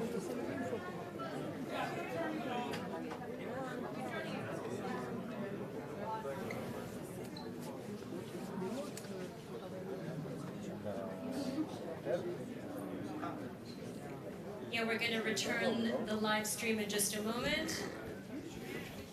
Soon begins signing executive orders, some of which you just described, before he even leaves this building. Well, and as you discussed, the former presidents, all five of which are here in the Capitol Rotunda alongside Donald Trump, there was only one moment in this address when any of them stood in response to his words, and that was when he was referencing the now-in-place ceasefire deal between Israel and Hamas and the return of hostages that has begun, and that was the one visibly bipartisan moment in this speech, which, again, was just about 30 minutes in length. And we want to get reaction now from our signature political panel who was listening to it in its entirety. Bloomberg Politics contributors Rick Davis and Jeannie Shanzano. Rick, just to begin with you, obviously this was longer than the first inaugural address given by Donald Trump back in 2017 and introduced a lot of ideas we were already familiar with here. What were your takeaways? Yeah, really, no surprises. I think that he used a device that was important to him on the campaign trail throughout the year, and he employed it here, and that was he had to create a little bit darkness for him to bring in the light. And so even though he declared America's decline is over as of now, right? And I don't think there's anybody who would probably claim that America is a country in decline, but he needs that device in order to say, now we're entering the golden age. And I think that the things that he talked about were pretty much what we've heard. But I think the one thing which is particularly interesting is this notion where our territorial borders aren't set, that he talked about manifest destiny, you know, the 1850s, you know, America looked to the west and create new lands. And he didn't say Greenland, but it sure sounded like there was some Greenland and Canada and other things like that. But then he said space, and that we are going to actually, you know, be space travelers. And of course, you saw Elon Musk giving it the thumbs up, you know, in the crowd. So I think this is a pretty expansive agenda beyond the things that typically we heard of. This idea that somehow America is going to expand its territory, especially as it relates to the Panama Canal.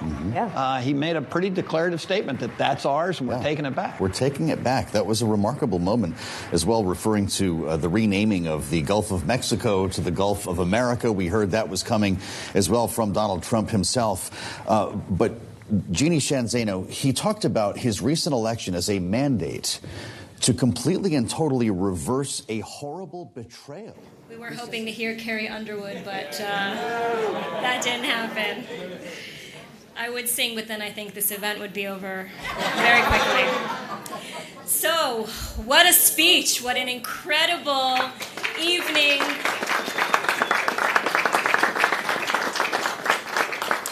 I want to now turn your attention back to the screen for another special video from the incoming U.S. Ambassador to Israel, Reverend Mike Huckabee.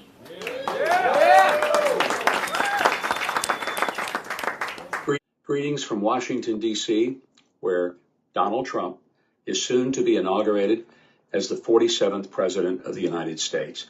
For many of us, this is a wonderful moment of history, as a president will come back into office, having been in office 4 years ago and having done more for Israel than any president in American history. It is my hope and my prayer that in this second term for President Trump, it will be historic in bringing a new level of security and peace to the people of Israel and peace throughout the region. This is a real possibility because of the strength of this president. And I personally am honored to have been asked to serve as ambassador to the state of Israel. I hope the Senate confirmation will go smoothly and quickly. But it's a process that I respect and must go through. After that, I look forward to posting in Jerusalem at our embassy, an embassy that was moved to Jerusalem by President Trump.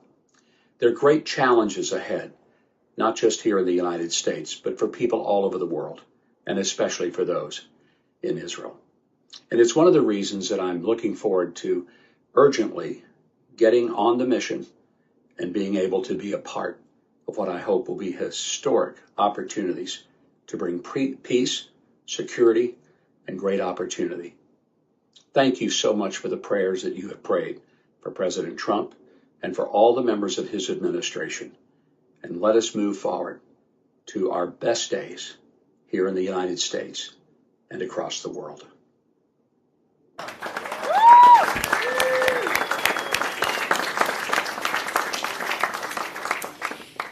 now we have a short pre-recorded message from ILTV's executive editor, Mayan Hoffman, who is currently in Washington at the inauguration.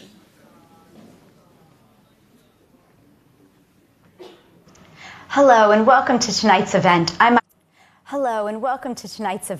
Mayan Hoffman, executive editor at ILTV, and I want to thank the ministers, honored speakers, and distinguished guests for making this evening so special.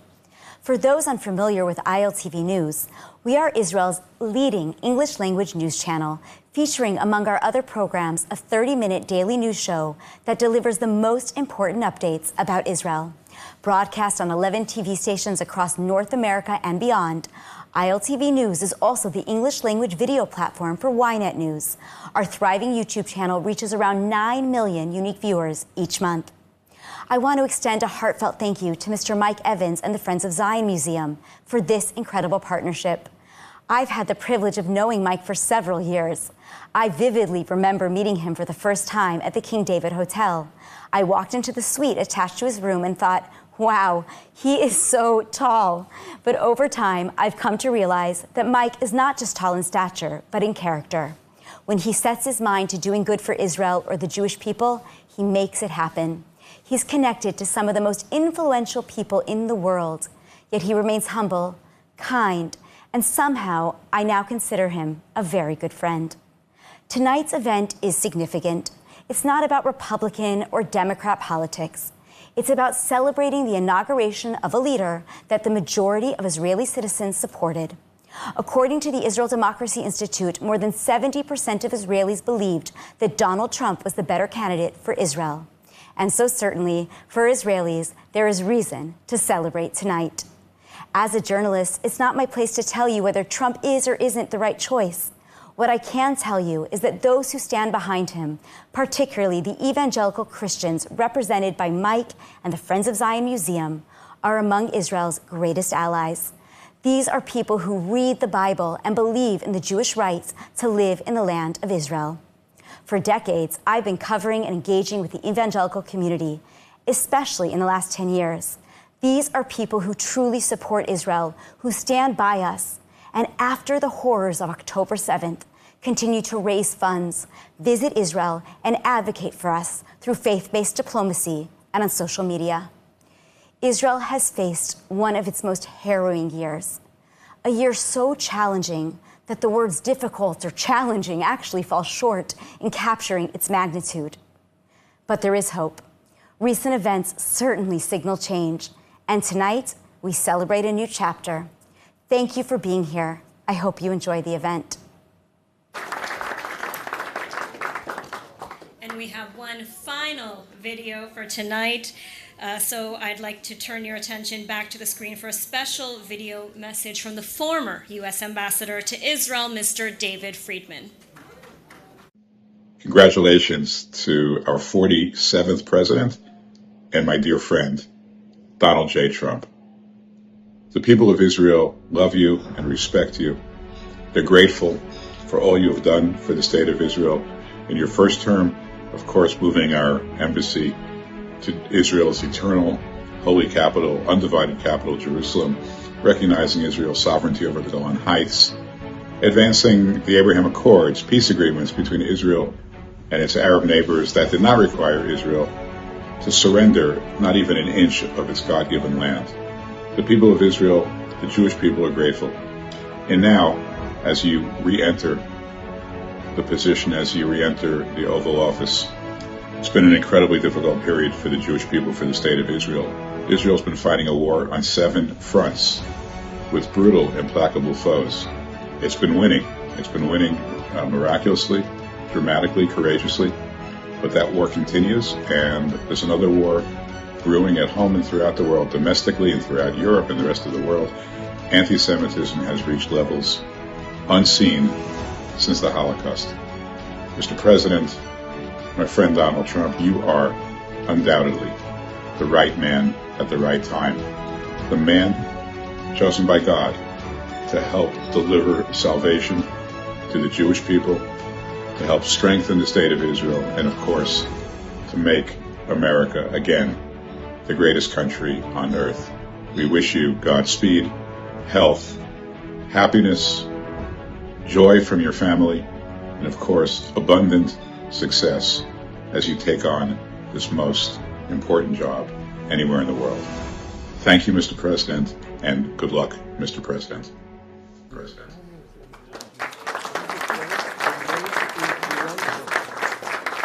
And now for our final discussion of the evening, we're honored to welcome our distinguished panelists, Fleur Hassan Nahum, Special Envoy for Innovation at the Foreign Ministry, Ellie Pipers, International Relations Director at the Israel Defense and Security Forum, Hazam Al-Gabra, former Senior Advisor of the U.S. Department of State, Cory Bardash, Co-Chair of Republicans Abroad Israel, and Emily Schrader, ILTV News Anchor. Please join me in welcoming them to the stage.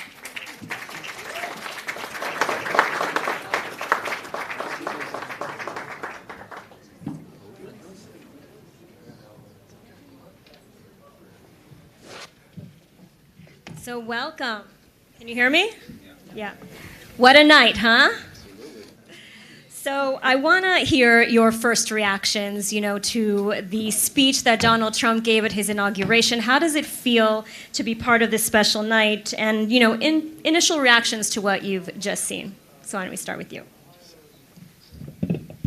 So I would say when I heard President Trump speaking, I think that we are in a term of MAGA, make America a great ally again.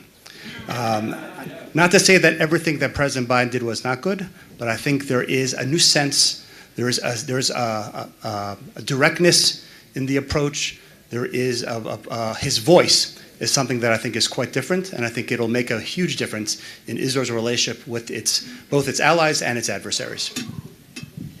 Emily, same question. So hi, everyone. I am a fill-in. I wasn't supposed to be on this panel. Unfortunately, Ruth Wasserman was not able to attend, but I'm happy to give you a few insights anyway.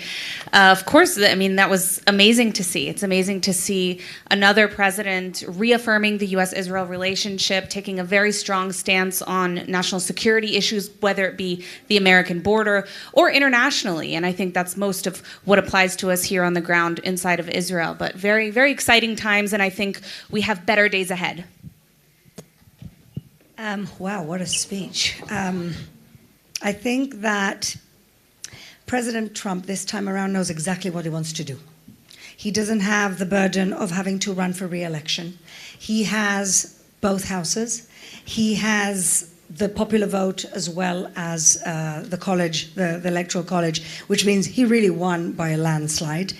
And he has good people around him, but I was speaking to Dr. Mike Evans earlier, and I'm always concerned about influences around the president, because thankfully he has the right type of influences, and thank God he has the evangelical community firmly behind him, knowing he knows he owes his victory to the evangelical community. It's very clear when he mentioned God, and he brings God into every single conversation, and even his policies that he's going to bring forward. And that gives me a lot of hope that it's going to be way better for the Jewish people in the state of Israel. What a night. For us who worked for Trump or worked on the campaign, it's a great moment. But if I want to bring this whole thing down to one word, it's values. We're going back to our normal values in the United States, and our apologies for the past 4 years. We seemed confused, and we were, at least from the government side. The people were not, but the government was quite confused, and we're back to our shared values. Shared values. No country in this region shares values with the U.S. the way Israel does. We have partners, we have friends, we have allies, but nobody shares values the way Israel does with its American friends. And to steal a phrase from the U.S. Revolution, this will defend. It was quite extraordinary to see President Trump get reaffirmed and swear in. It was an enormous political comeback. The drama of the the first administration, the last 4 years, and for him to win so decisively is extraordinary. And I agree with the other panelists that his voice was, it seems so, the things he was saying was so obvious and so common sense, and yet was missing from the national discourse over the last 4 years. So it's hopefully very exciting and hopeful time over the next 4 years. Absolutely. Now, you know, in his speech, Trump said that he wanted to be a peacemaker. And, you know, we know that the Abraham Accords are now back on the table. Saudi normalization is back on the table. And there's already been leaks that Trump and the Saudi Crown Prince are discussing the criteria for normalization. Fleur, I want to turn to you. You know, do you believe this will happen? And what are the next steps that, you know, what would this process look like, essentially? Well, I definitely think that it's going to happen in this administration. I'm hoping it'll happen in the next year, but let's not be greedy. But it definitely is going to happen for one main reason. The Saudis want a defense pact with the United States. And Trump is going to triangulate that with peace with Israel. And the difference between having a peace deal now with Saudi as opposed to a year ago is that the price Israel is going to pay now is lower than the price we would have had to have paid a year ago. Because what I believe is that the Saudi condition of Palestinian statehood wasn't really a Saudi condition. It was a Biden administration condition, which they shoved down the throats of the Saudis, who really don't care that much about it, but they need a process for the Muslim world and the Arab world and their own public. And so as long as there's a process, or as long as there's something going on, I think that we can move forward. And I think that once we have even a sign that there's going to be peace with Saudi, you're going to get countries like Indonesia making peace with Israel also pretty quickly. Mm-hmm.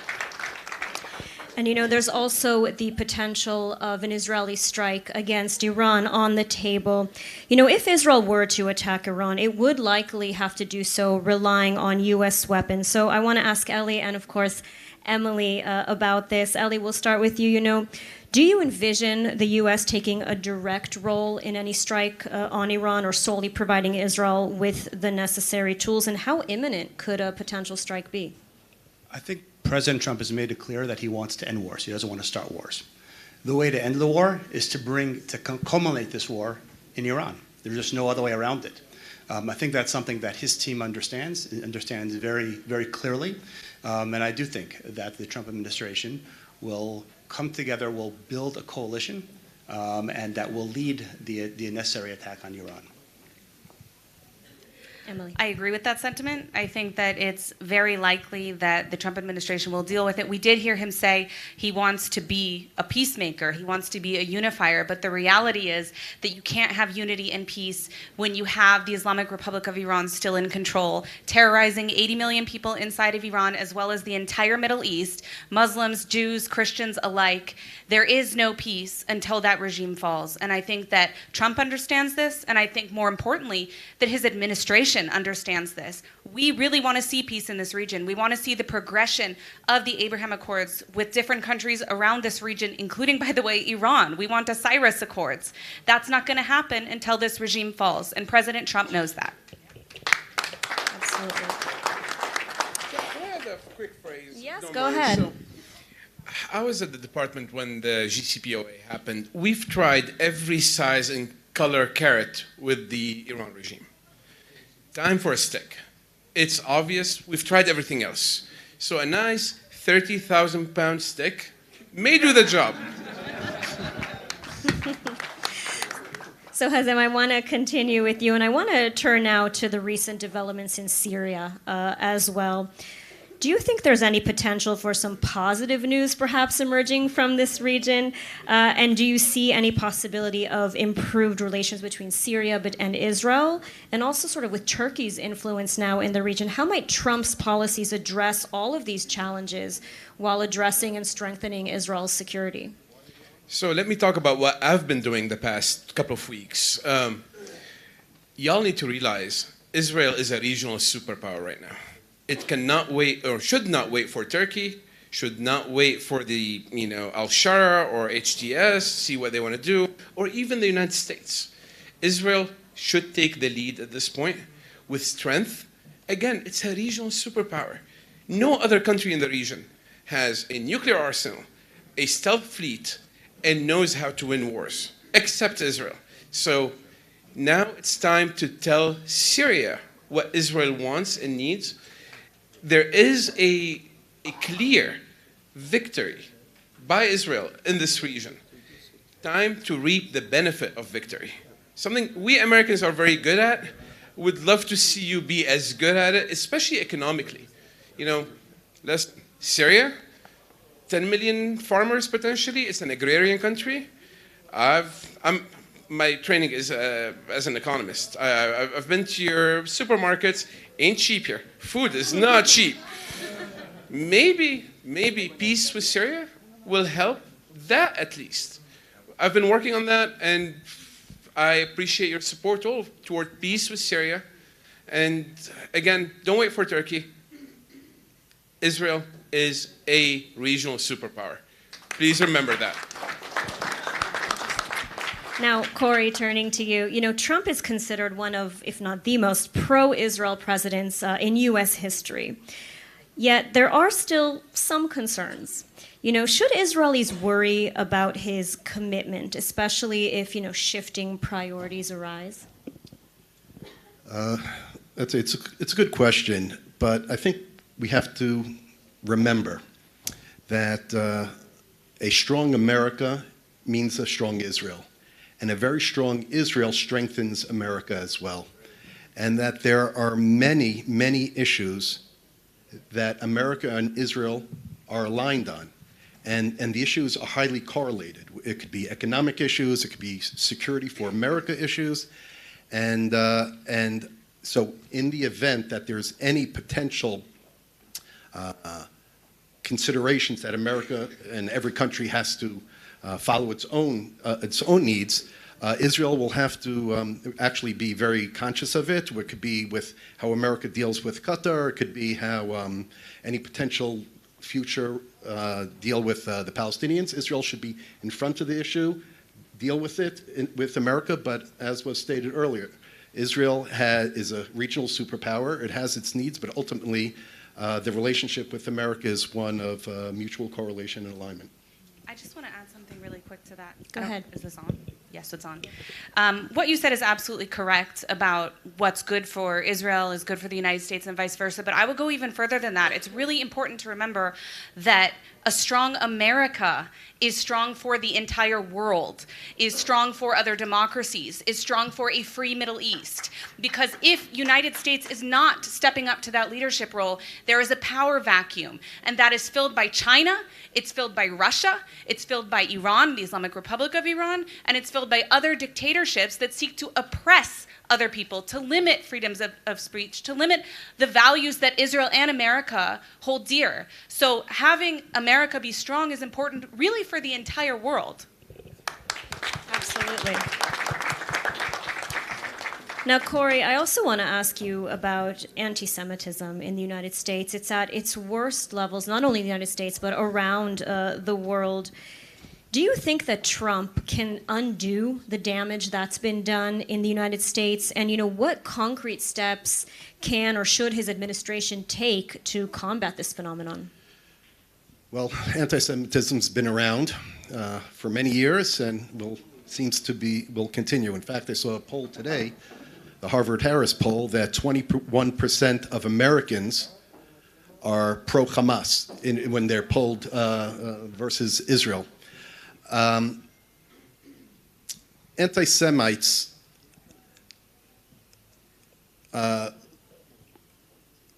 they view a green light when America is weak. President Trump has strongly condemned all forms of anti-Semitism. He's already invoked and said in practical steps that he intends to look at the accreditation of a lot of the campuses, because that's where the anti-Semitism is coming from, and federal funding. Marco Rubio, the new incoming Secretary of State, very commonsensically said that somebody cannot come into the U.S. if they are pro-Hamas. Once they come into the States, and if they're on the college campuses, they're not as citizens, they have to be deported immediately. So I would say that when it comes to anti-Semitism, strong American leadership, that it's coming from the top down, those anti-Semites around the world will take heed and be much more careful in what they allow in their own streets. May I add a point? Go ahead. I'm not Jewish. I grew up in Syria, actually, and Muslim family. However, coming here, I've discovered that anti-Semitism is a global crime. It's not only a crime against the Jewish people. Yes, Jewish people are the ultimate victim, but the lie, the fraud on the mind, the poisoning of the mind, makes me a victim as well, and makes everybody else a victim when they're told lies and they're told to hate somebody. They don't even see. You know, they get. I am, and a proud one. And wait till the end of this conversation. I think you like the ending. I have to say I'm slightly disappointed he didn't say anything in his speech about anti-Semitism or even about college campus hatred and the influence of the poison of jihadi culture. Little disappointed, but we have to judge the man by his deeds and not his words, and B'ezrat Hashem, he'll do the right thing. Absolutely. Now, Eli, I have one last question for you, and then I want to turn to the whole panel. You know, let me give a comment. Oh, go ahead. Anti-Semitism. Absolutely. He gave me the pen that he signed the legislation against anti-Semitism on college campuses. He gave me the pen that he signed it with. He did it on Hanukkah. So he's 100% on board with what you're saying. Obviously. I said let's judge him by his deeds. Yeah. It would have been nice. That's all I'm saying. Yeah. It would have been nice. Obviously, he had a ton of stuff to put into this message. Yes. But you can be sure of one thing. He gets that message. He gets that message. Well, if you're telling him that message, then I'm not worried.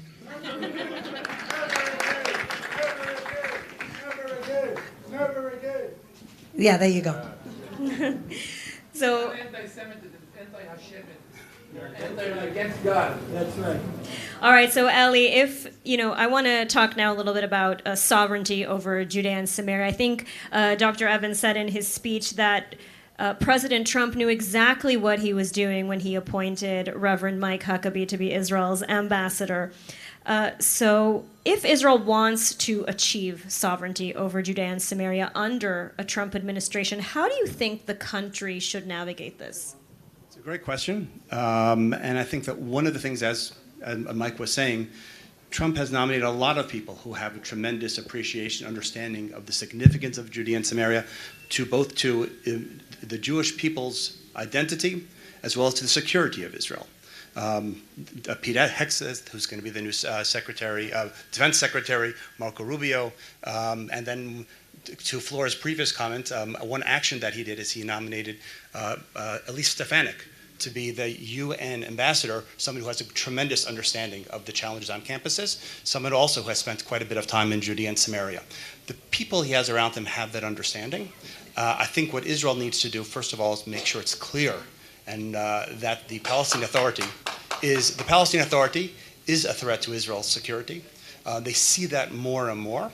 And when they start looking at what are the alternatives, is establishing that Israel should fill the vacuum and establish sovereignty in that region. How to do so in a way that is consistent with U.S. interests is something that should be worked out and should be handled properly. But Israel Trump likes strong allies. And when Israel knows what it wants to do, it should put its foot forward firmly and then make it clear what they want to do, but it should not be ambiguous in what it wants. Absolutely. All right, so final thoughts. Let's hear some final thoughts from all of you. If you could ask Trump to prioritize one thing for Israel during his presidency, what would it be and why? Back to me. Go ahead. I would say I think the most important thing for them right now is to make it clear that Hamas must absolutely need to be destroyed, and that Israel needs to stay in Gaza as long as necessary to ensure that Hamas cannot come back. If that becomes clear, I think we're in a very good situation.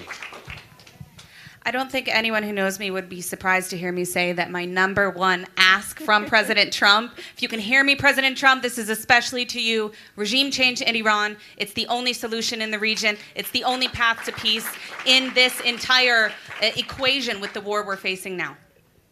I have to second Emily. I mean, I'll add another one just because I'm greedy. But basically, he has to understand that the Nazis of today are the Islamic Republic of Iran. And we can fight Hamas and we can fight Hezbollah and we can fight the Houthis and we can fight everyone. But we're playing whack-a-mole unless we get rid of the head of the snake.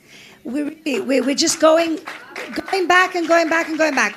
The second thing I would want, I'm sorry, I'm asking for the second thing, is to extend the Abraham Accords, like we mentioned, but also to show some love to the countries who signed the Abraham Accords. I think in the Biden administration, they like to talk about it, but they didn't show love. They didn't show the UAE. Why is a U.S. military base in Qatar and not in the UAE? I don't understand it.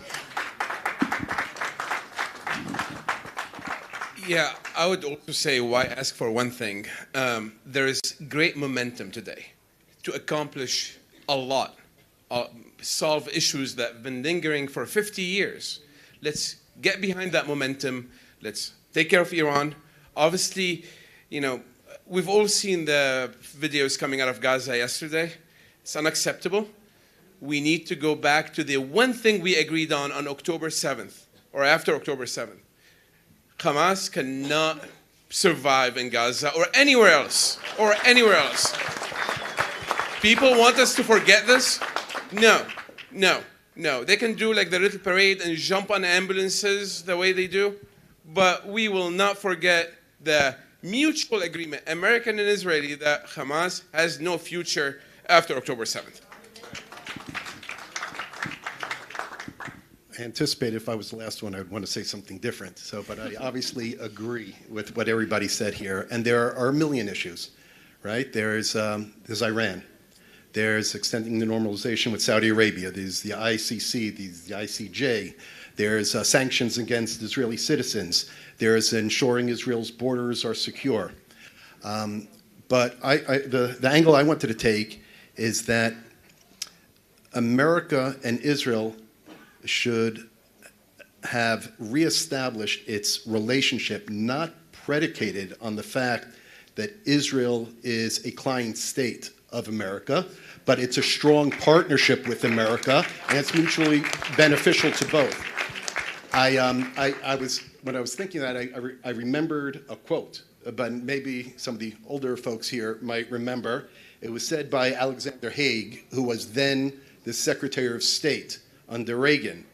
And he said that Israel is the largest American aircraft carrier in the world that cannot be sunk, does not carry even one American soldier, and is located in the critical region for American national security. So with that said, with this administration, with the people around President Trump, that we're not seeking help, but it's a real partnership that we could accomplish all the things that we intend to accomplish.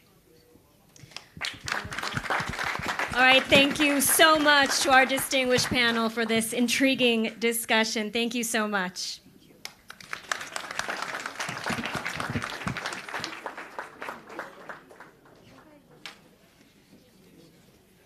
All right, well, what a night. It's given us plenty to think about, but now it's time to celebrate. And before we end, I'd like to invite once again Dr. Mike Evans to the stage.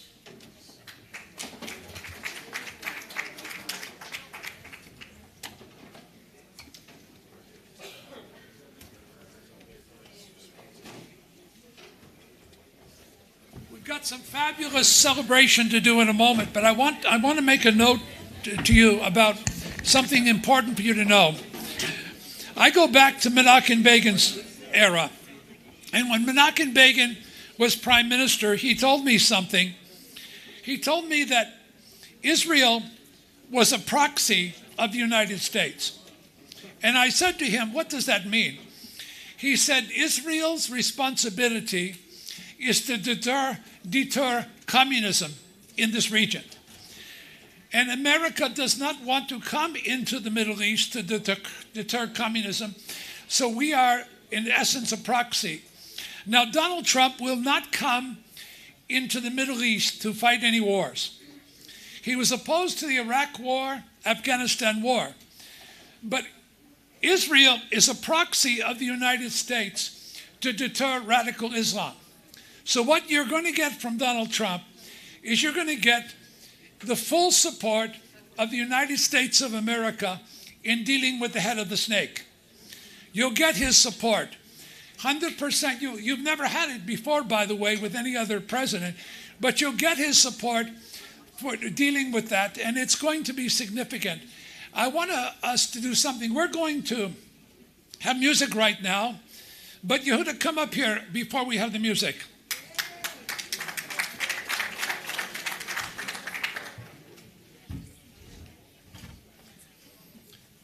I want us to join hands, and I'm going to ask my dear friend to lead us in a prayer for the president. And I want you to include in the prayer the Aaronic blessing. So I want you to pray it in Hebrew for the president. Yevarechecha Adonai v'yishmerecha Ya'el Adonai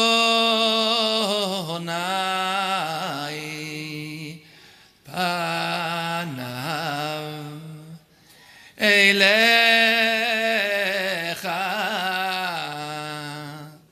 vichuneka Yisa Adonai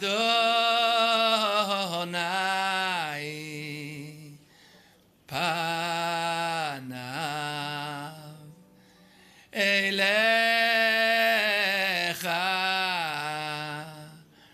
v'yasem lecha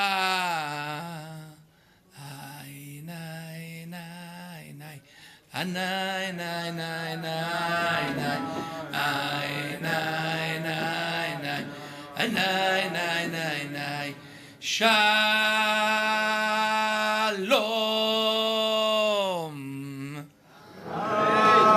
Thank you.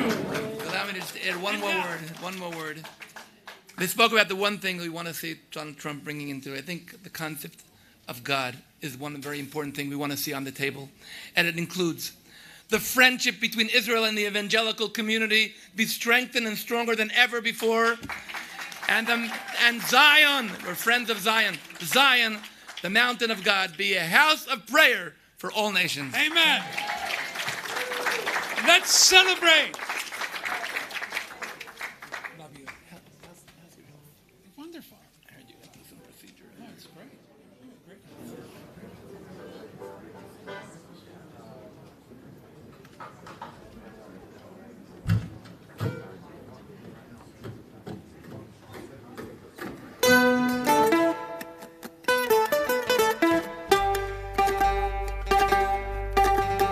Young man, there's no need to feel down. I said, young man, pick yourself off the ground. I said, young man, cause you're new in town. There's no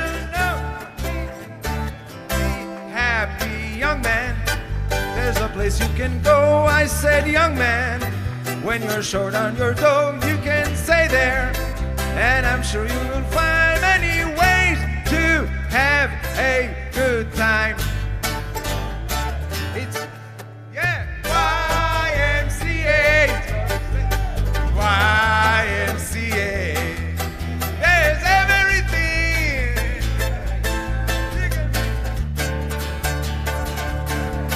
YMCA, it's fun to stay at the YMCA. You can get yourself clean, you can have a good meal, you can do what you're ever feel. Young man, I said, young man, what did you want to be? I said, young man, you can million good dreams, but you're good to be. No man does it by himself. I said, young man, put your pride in the shelf and just go there. In the YMCA, I'm sure they can help It's fun to stay at the Y. Opa! It's fun to stay at the Y. Opa! You have everything for a young man to enjoy. You can hang out with all the boys. It's fun to stay at the. It's fun to stay at the YMCA.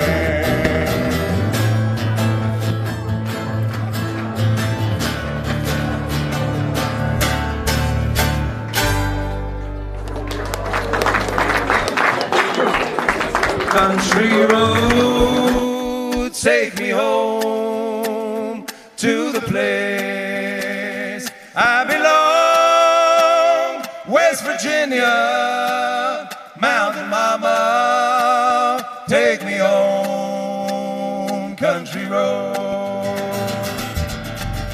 almost heaven. West Virginia, Blue Ridge Mountain, Shenandoah River, dark and dusty, painted on the sky, misty taste of moonshine, they drive in my eye. Oh, country road, take me home to the place I belong. West Virginia, Mountain Mama, take me home. Country roads, all my memories gather around her. Miner's lady, stranger to blue water, dark and dusty, painted on the sky. Okay, misty days, the moonshine, hey time, teardrop in my eye. Country road, take me home to the place I belong. West Virginia, Mountain Mama, take me home. Country road, I hear her voice in the morning hour, she calls me. The radio reminds me of my home far away. Driving down the road, I get a feeling that I should have been home yesterday. Sing with us, let's go! Country road, take me home to the place. Congratulations, Donald! Oi, oi, oi, West Virginia, Mountain Mama, take me home. Country roads, now listen to this.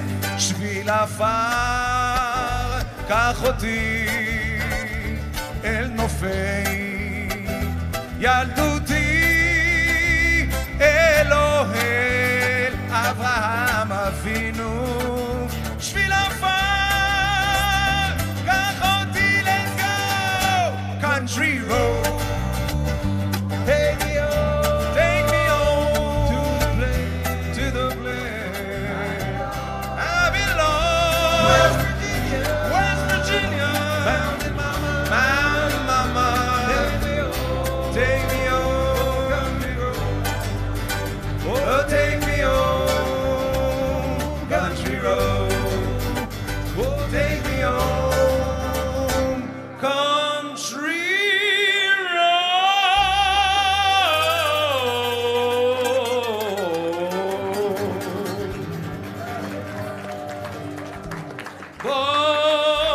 Baruch Adon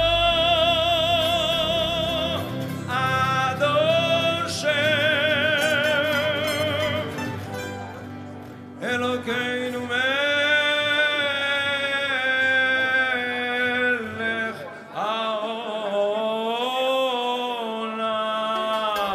haolam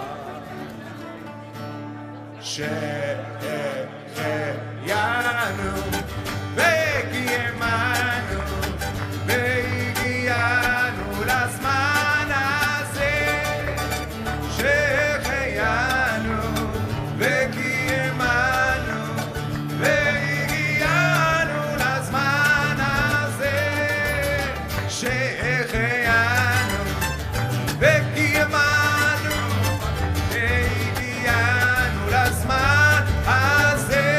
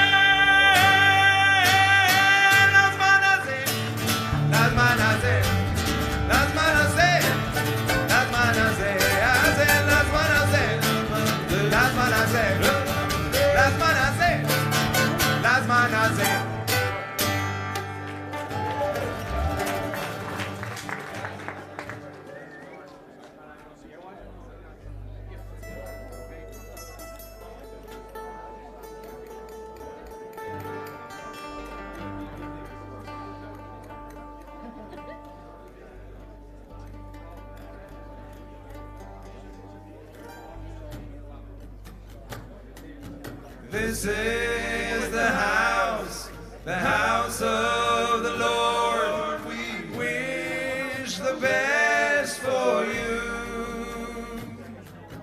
This is the house of the Lord. We wish the best for you. Leman achai ve're'ai, leman achai ve're'ai, adabrana, adabrana, shalom ba, leman achai ve're'ai, leman achai ve're'ai, adabrana, adabrana, shalom ba, למען בית השם אלוקינו הבקשה טוב לה. למען בית השם אלוקינו הבקשה טוב לה. למען בית השם אלוקינו הבקשה טוב לה. למען בית השם אלוקינו הבקשה טוב לה. Because of my brothers and friends,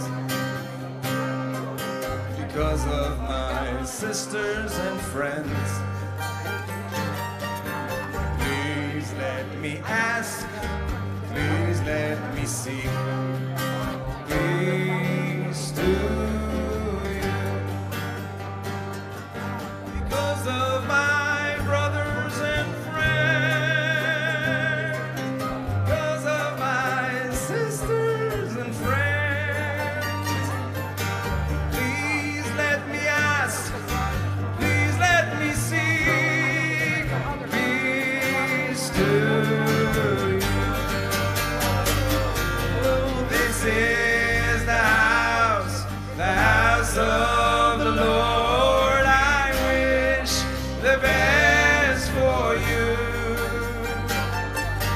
This is the house of the Lord. We wish the best for you.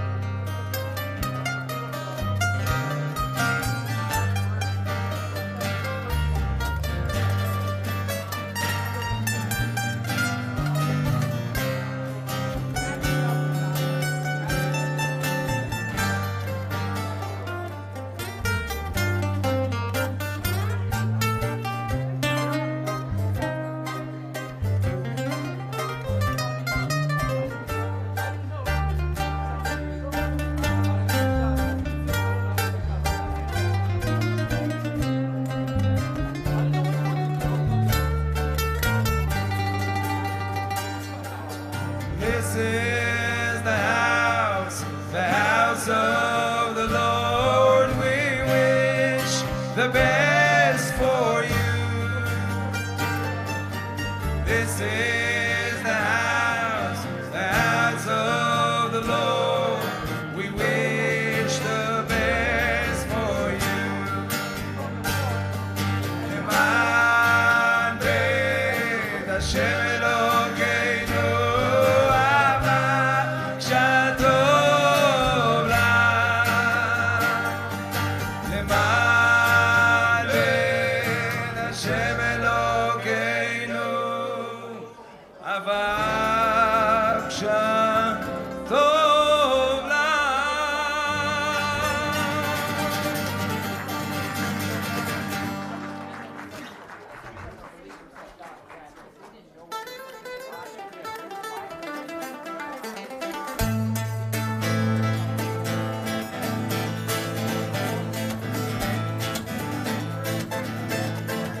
Hashem Yeshuvun Uba'u Tzion Berina. V'du Hashem Yeshuvun Uba'u Tzion Berina. V'du Hashem Yeshuvun Uba'u Tzion Berina. V'du Hashem Yeshuvun Uba'u Tzion Berina. V'du Hashem Yeshuvun Uba'u Tzion Berina. V'du Hashem Yeshuvun Uba'u Tzion Berina. V'du Hashem Yeshuvun Uba'u Tzion Berina. V'du Hashem Yeshuvun Uba'u Tzion Berina. V'du Hashem Yeshuvun Uba'u Tzion Berina. V'du Hashem Yeshuvun Uba'u Tzion Berina. V'du Hashem Yeshuvun Uba'u Tzion Berina.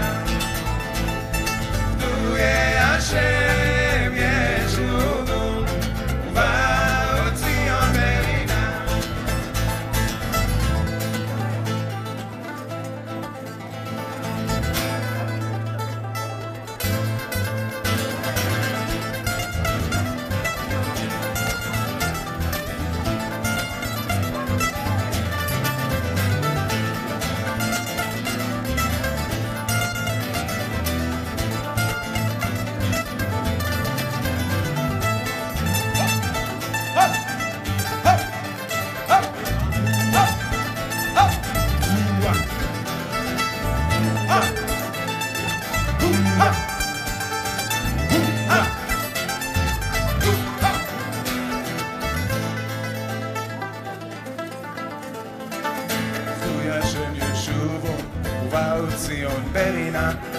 Hashem Yeshuvun Uba'u Tzion Berina.